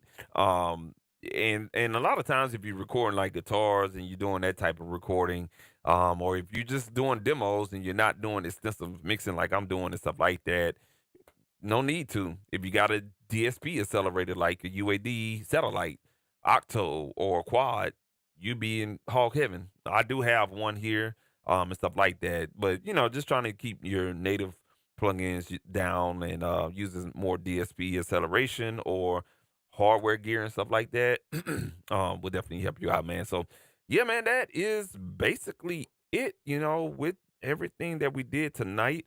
I'm sorry I didn't do mixing for anyone that wanted to look for that. We got plenty of time for all of that. My schedule definitely slowed down. Last volleyball tournament is next weekend. School about to wrap up, so we about to get back smoking on YouTube or whatnot. I called myself doing that the last time and still got caught up with basketball and stuff like that. But nevertheless though, man, appreciate y'all tuning in or whatnot, and you know, checking out Mixbus and everything like that, and play some music in the background while we talking shit snits and stuff like that. And I'll look at the chat and see what's going on and everything like that. Turn that down right there. Have a little bit of music right here. DL, what's good with you, my boy? I did the live stream for you there, man. See what Red was talking about. Oh yeah. I unchecked it. I remember the last time. I think that's when we first met. DJ Red, you said uncheck those masters. Yep, definitely learned that lesson, man, for sure. Yes, sir. Kenny Rogers, man, the legend himself. Michael Jackson, Thriller. Yes, sir. Actually, Harrison actually has a Spotify playlist of all the hit songs that they used. With the Harrison brand as well. Got some more stuff on there. Just to name a couple. Martha and the Vandellas. I don't know. I heard of that name. I hadn't heard of that music. Oh, bro, I don't even want to. Oh, fuck. I don't even know, man. You know what? I had somebody on Reddit was actually asking that question about making beats with Mixbus. I don't even know how the hell you even would, to be honest with you, man. To be totally transparent with you, I don't even know where you would start at, how you would look, cause it already looks funky. You know what I'm saying, with Mixbus and editing, audio editing. Yet alone, I can just imagine, you know what I'm saying, you know, virtual MIDI, virtual instruments and MIDI and stuff like that. So I know a lot of people are looking and asking about the integration with that, but I don't think they're there yet, man. My best advice, man, just do what you do in another production platform and just bring in the stems, because it's badass when it comes to mixing, but they're not even promoting it as a beat or even a production tool, besides like song recording and stuff like that. So I probably stay away from it, man. I just don't trust it. I don't believe in what they got going on just yet, man. So like Red said, it just depends, or whatnot. Are you trying to Dia, if you don't mind me asking, are you trying to like take your, oh shit, y'all way ahead of me. Damn. Let me shut up. Let me shut up. See what y'all talking about. But yeah, Dia, are you trying to like use your MPC in here? Because I can see you kind of like tracking out your stuff and mixing as you go, if that makes any sense. Like taking whatever you do in the MPC and just kind of like running the audio in there. And then once you have all your stems in there, then you arrange it out. That's an old school way. So doing that way, it probably would help. But far as like, I don't know, integration, I don't know. Nope, I don't use markers. Fuck markers. I don't use markers. This is a waste of time. I can't stand markers. I ain't gonna lie to you. And I know they got this big ass section up here too. The only time I use markers is like if I got a lot of tracks going on in there and I have to scroll down. You know how you gotta see the view, like view these tracks right here. If I got a lot, and this is not a lot, but if I do have a lot, and I work with a couple artists that just love to sing on the microphone for some reason. But if I got a lot of tracks, that's when I use markers. But as far as markers, I hate markers, man. I ain't gonna let them lie to you. I don't use it at all. I work in sections. So I knock out the hook or I'll knock out verses. That's how I kind of work. I work on the verses or I work on the hook. And then that's about a good hour to 2 hours worth of work. Then I'll take a break. If I got to do it in one day, I'll take a break. If not, I'll shut it down for the day and go to something else. And then when I come back, you know what I'm saying, that's when I'm doing intro, outro, effects, as far as like time-based effects and stuff like that. Then doing the top-down mixing, not top-down mixing, but doing like the bus mixing and wrapping it up and stuff like that. So that's kind of like how I do it right there, man. Riz, what's good with you, Riz? Yes, I do. Yes, I do, man. These right here. These right here, man. Yeah, the Pebble speakers, man. You can get them from Amazon. They used to be $30, man, on Amazon, but I know with these tariffs, man, I ain't even been on Amazon after all the tariffs, and I heard the news with Amazon hiking prices. I think I looked at something. What it was? It was a camera lens I was looking at, and it was like $179, and I was like, damn, should I wait? So I said, I'm gonna wait, man. I don't believe in no tariff shit. Shit, man, that motherfucker jumped up, goddamn, $60-$70, man. All right, my Rockets won, man. Cool, bro. Game 7 in Houston, baby. But yeah, man. Nah, man. You know what I'm saying, they probably about like $40-$50 right now. But I highly recommend, you know what I'm saying, putting this in your headphone port out of your interface. And just kind of every now and then, like I wouldn't mix on these, but once you get to a point where you're done with your mixing, and you kind of want to just sit back and, you know, catch a vibe and see where you at in your mix, take the 3.5 millimeter section, put it in your headphone jack, and crank up the volume on here, and you'll definitely see where you at for sure. It beats the hell out of, you know, using some of those plugins, kind of like I got here, to be honest with you. There's one plugin that the spatial plugin that they got out. I tried it out and it just sounds funny, or whatnot. I use this one, Mix Checker Ultra. See if I can pull it up. Of course, I'm having issues with plugins not pulling up while I'm doing this live stream, which is a headache. See if I can do that again. Yeah. I'm just gonna blame the computer because it ain't me. Y'all see me working. Y'all see me working hard trying to get this damn plug-in to pull up. God damn, bro. There it is right there. Yeah, Red called it, boy. Red called it, man. He called it. My boy Red called it. Nah, but this plugin right here though, let me see if I can get this bad boy to pull up again here. Get my window. Yeah, so this plugin right here though, Mix Check Ultra, whatever you want to call it or whatnot. Yeah, man, this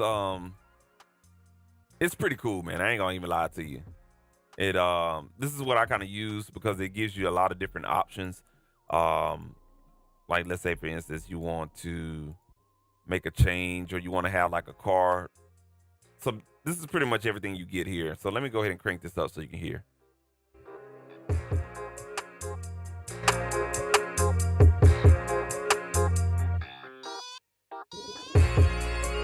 So that is the sedan or car sedan driver point of view.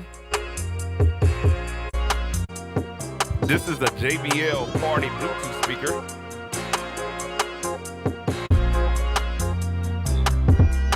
And even with the car, you can add noise.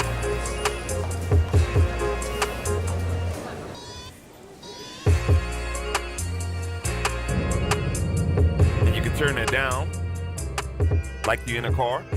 You got road noise. So they just kind of give you real world scenarios or whatnot.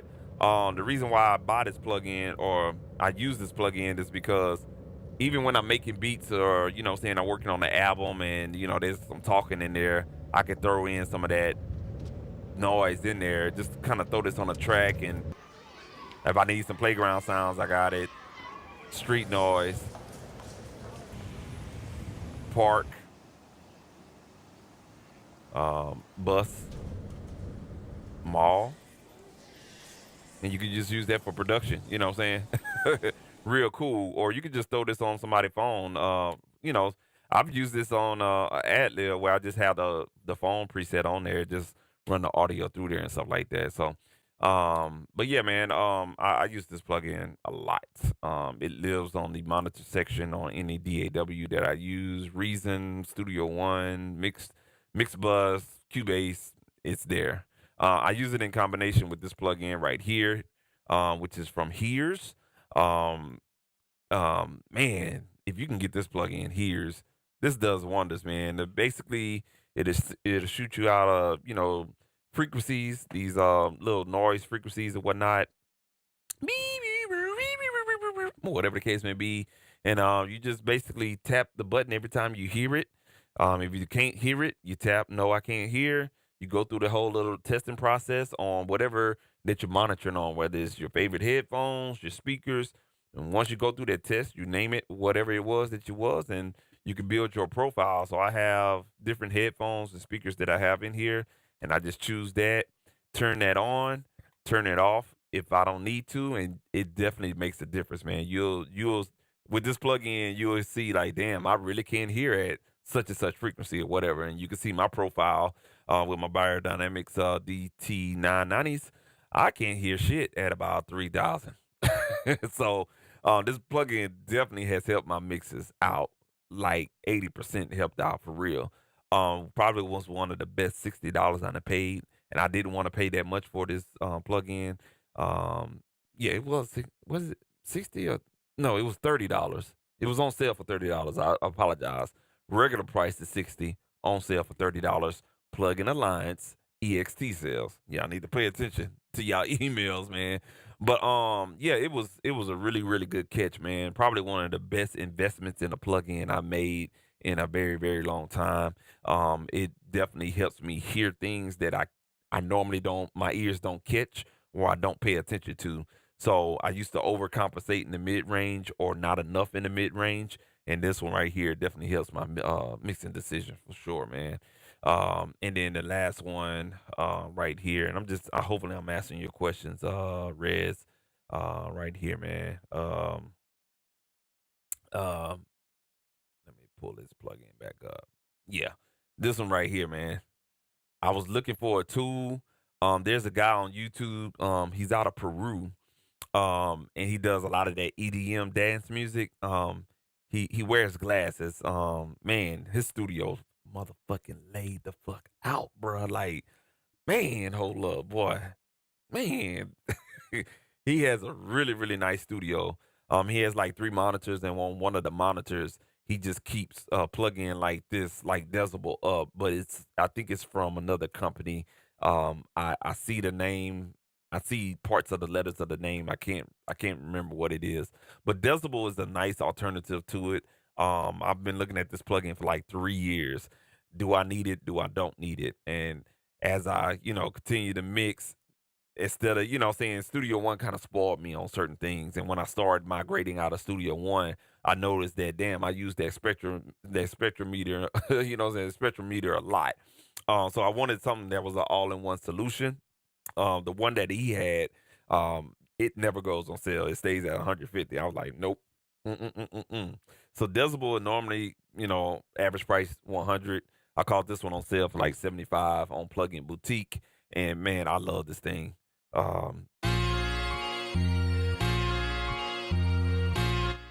It gives you everything that you need, man. Like no no cap. Like you get your frequency spectrums.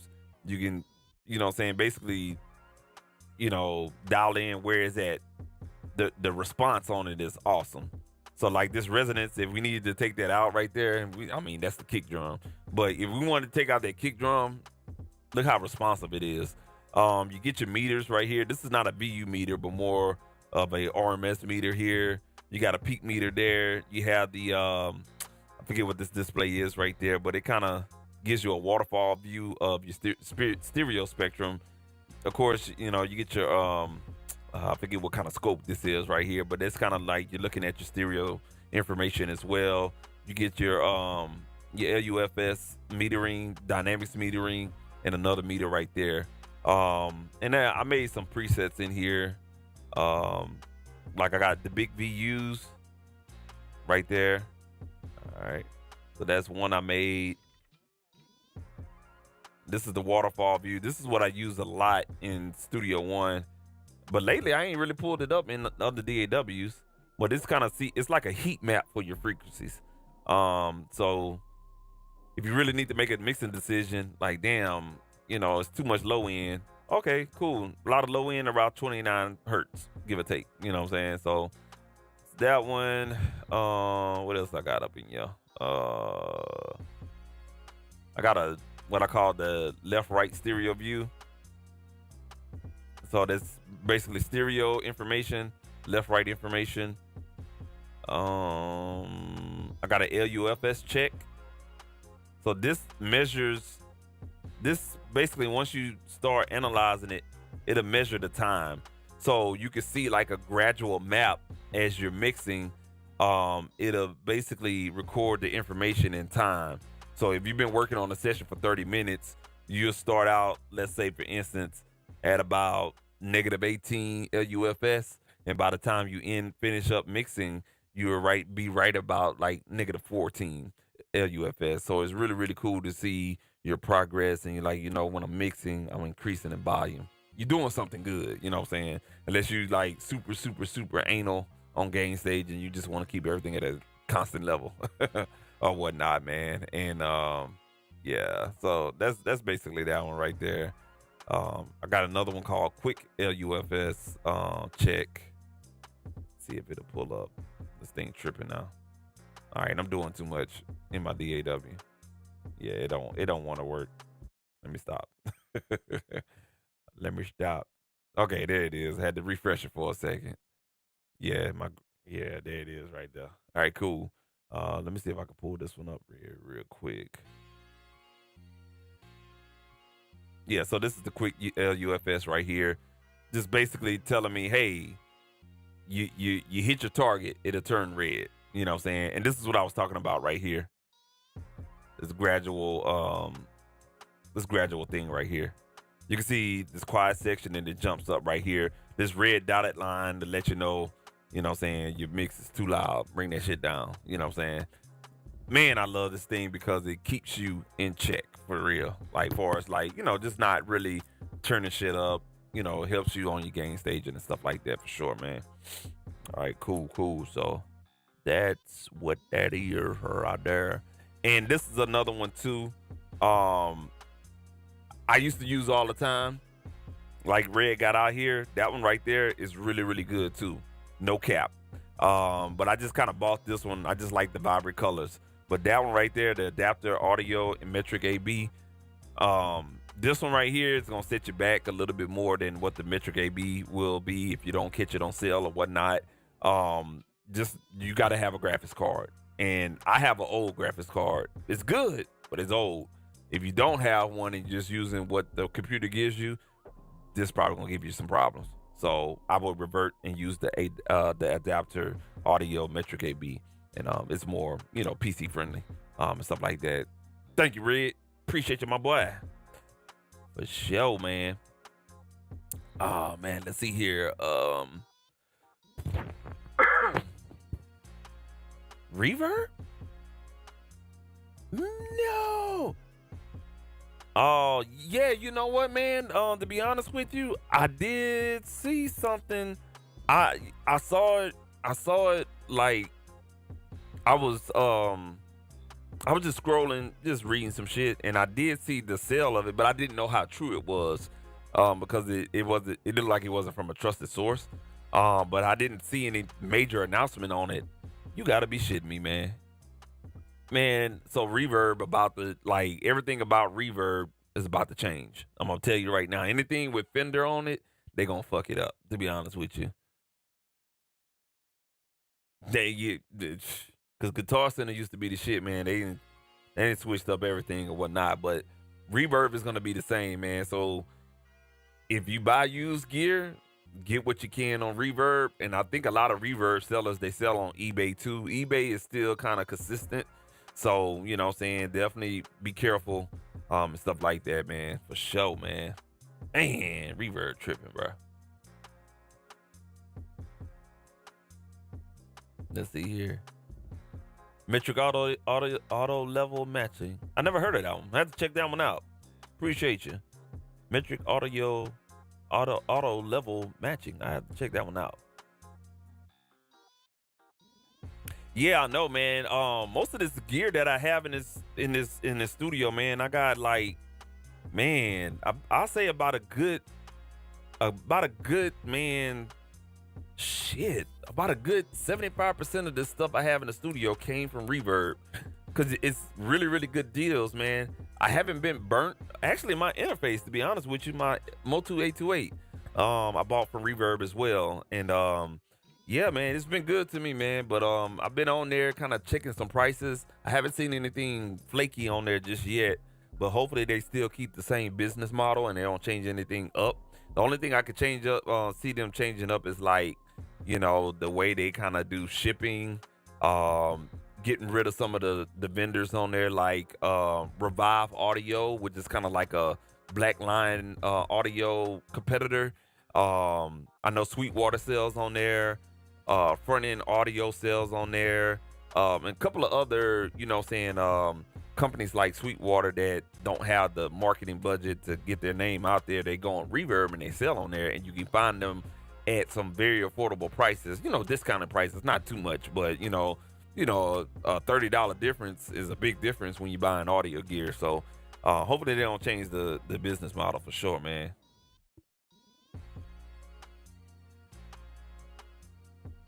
Yeah, yeah. Oh, you said yours on Facebook Marketplace? Hey, that be hitting the hard too, yeah, man. Yeah, man.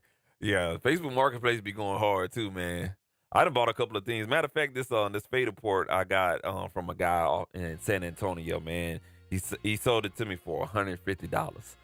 And I used to go on Reverb and eBay. I could not find a fader port at that time. I don't know what was going on, but I couldn't find one used less than 300.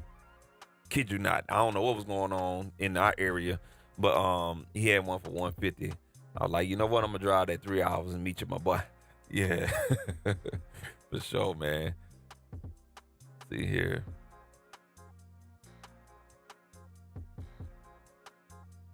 Oh no, I hope they don't do that, bro. I hope they don't do that. No, sir.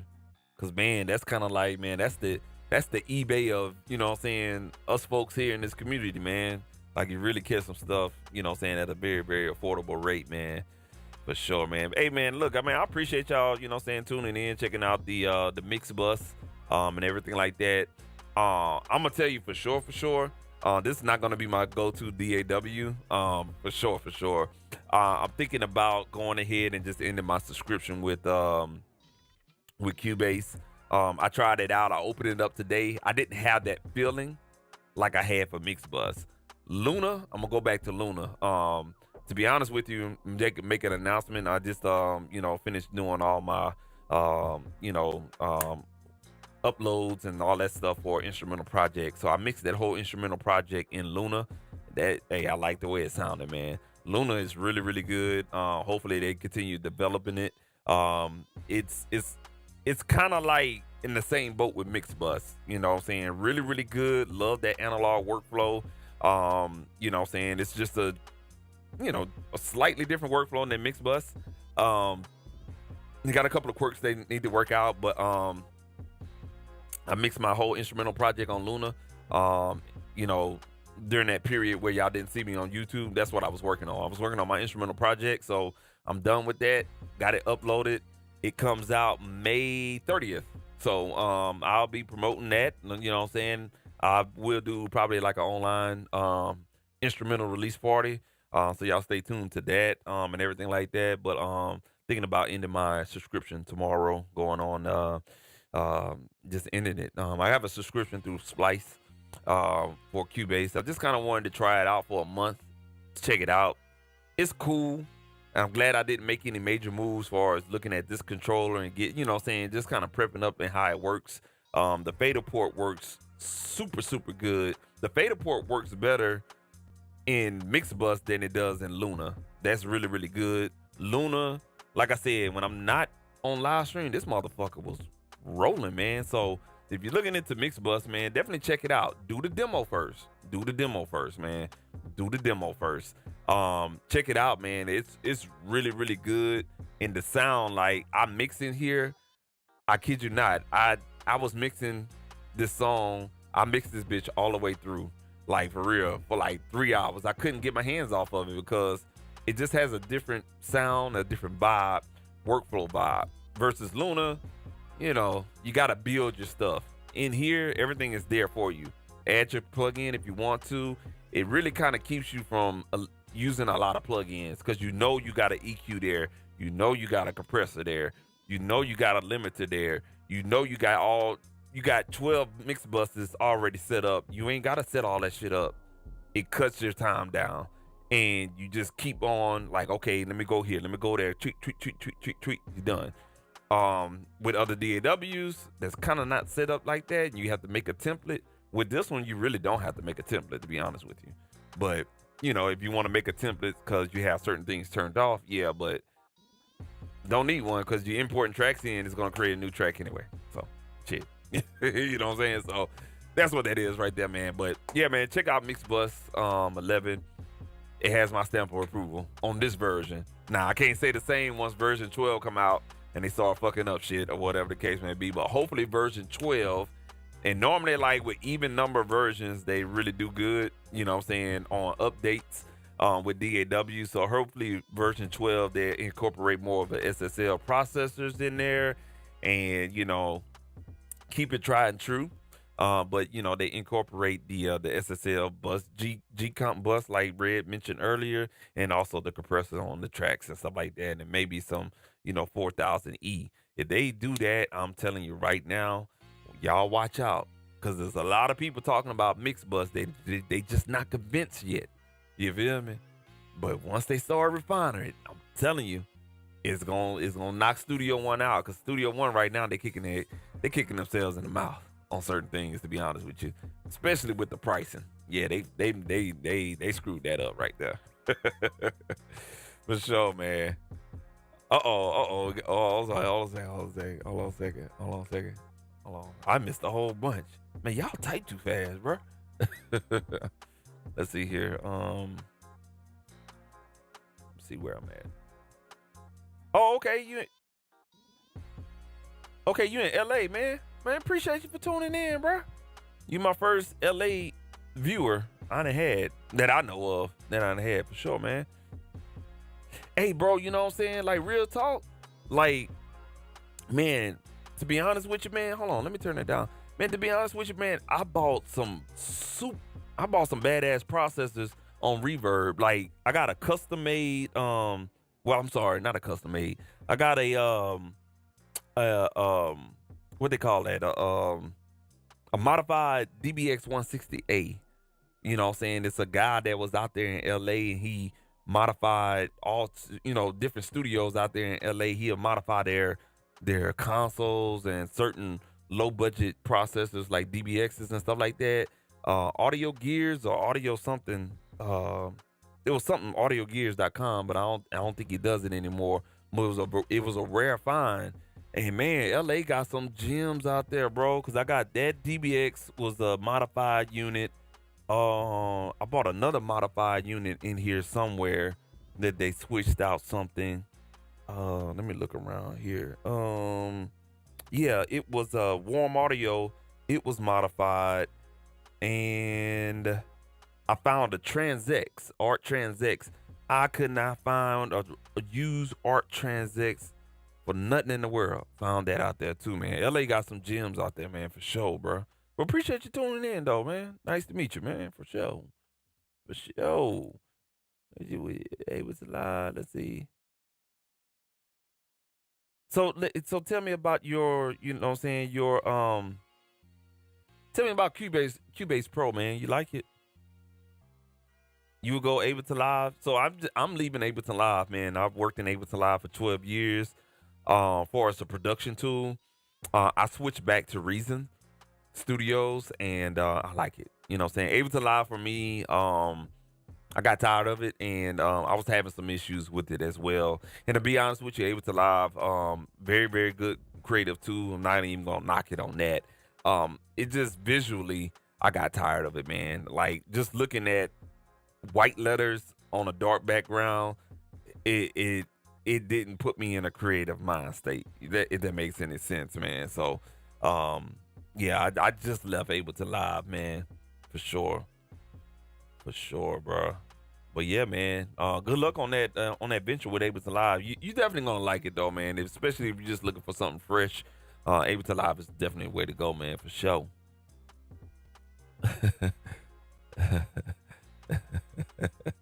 For sure, man. Hey, man, if you find something, man, definitely turn me on to it, bro. Cause I'm really trying to. I still don't have that number one dog as of right now. It was Studio One, but like I said, I opened up Studio One. It just don't even feel right no more after being in Cubase Pro and Harrison, and you know what I could do and stuff like that. It's just something Red. I can't lie to you, man. It's something that they did with Studio One after version 6, especially 6.5. Once they upgraded with 7, and it was already deteriorating. Like the best version I say of Studio One was Studio One version 5. That was the best version. The best. I did my motherfucking thizzle on that bitch. But once Fender bought them out,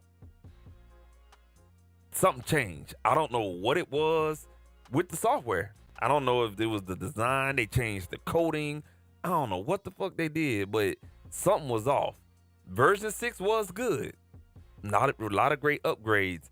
But man, once they look 7, nah, bruh. Not at all, man. You know what? You know what? You know what?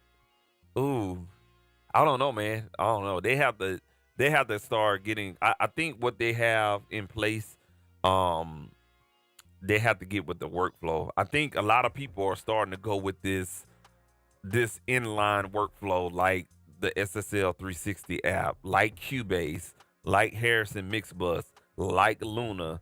I think Logic is starting to, you know what I'm saying, Logic is still reigning king for us, like people prefer to DAW, but I think a lot of people are starting to like this inline console look workflow to it, because a lot of people want to go to Luna, but it's not developed yet. Mixbus, to be honest with you, they could have been out there. They just didn't have the market. You know what I'm saying? They didn't have the marketing for it. That's why they collaborated and got with SSL. That's probably the best buyout I done heard of in a very long time as well. So Studio One got a lot of work to do, to be honest with you. And I think a lot of people are starting to, you know, I hear, and what I'm seeing around the community forums is a lot of people switching. A lot of people are switching for sure, man. For sure.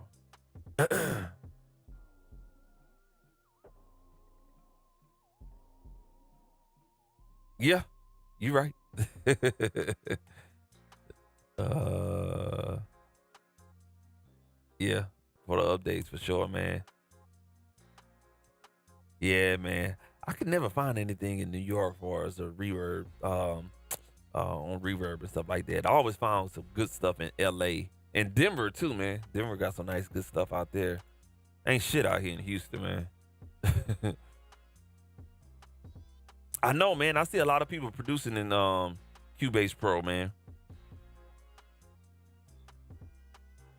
Yeah, live is very quick though, man. That's one thing I loved about live. It was very quick. Workflow was creative. The sampling function on there, the warping, there's nothing, absolutely nothing out there like the Ableton Live warp mode. I'm telling you, bro. Like you just put audio in Ableton Live, and I mean you cut that motherfucker up, you move it around. It's going to adjust to that tempo, and you know what I'm saying the pitching of it, man. That's the only thing I miss about Ableton Live for real. Yes, sir. Yeah, I used to have Pro Tools too, man. Um, and it did its job, but you know, once it started getting competitive out there, that was a wrap for sure. Always behind. You're right about that one, for sure, man.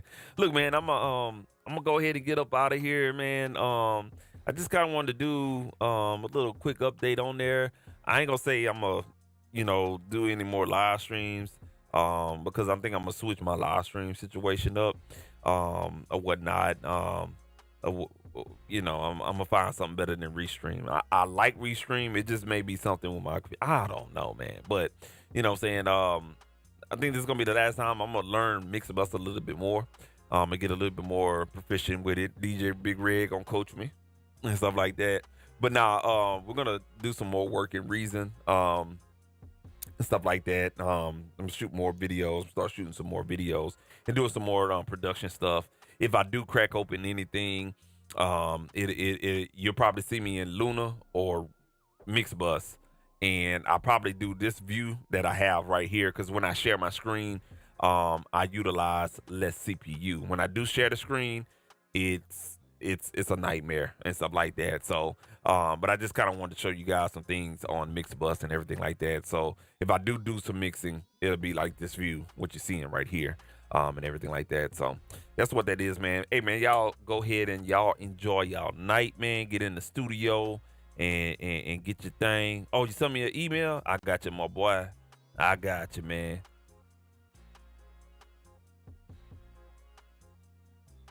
Show, man. Appreciate you, man, tuning in, man. You know what I'm saying? Man, I gotta go. I gotta get experience some of that LA nightlife, man. Like for real, bro. Like I ain't never been to I've been to California, but only during a military deployment. Stuff like that, man. I was out there in the desert. But man, I really wanted to go and check out two cities, San Francisco, LA, and I heard San Diego is nice, man. So man, hopefully, you know what I'm saying, you enjoy your weekend as well. Red, man, I hope you enjoy your weekend up there, and stuff like that. In the Canadian and stuff like that, man. Hope y'all enjoy your weekend. Get in the studio, enjoy yourself. I'm definitely gonna, put this mix bus through this pace this weekend and kind of play around with it, man. And I got some other goodies that I'm gonna play around with, and we're gonna get back and rocking and rolling and stuff, man. So y'all enjoy y'all time, and y'all just stay subscribed, like the video, and we'll be back in raps and stuff like that, and see what the hell's going on with Restream. Until next time, man, y'all be easy, man. Peace. Catch y'all later.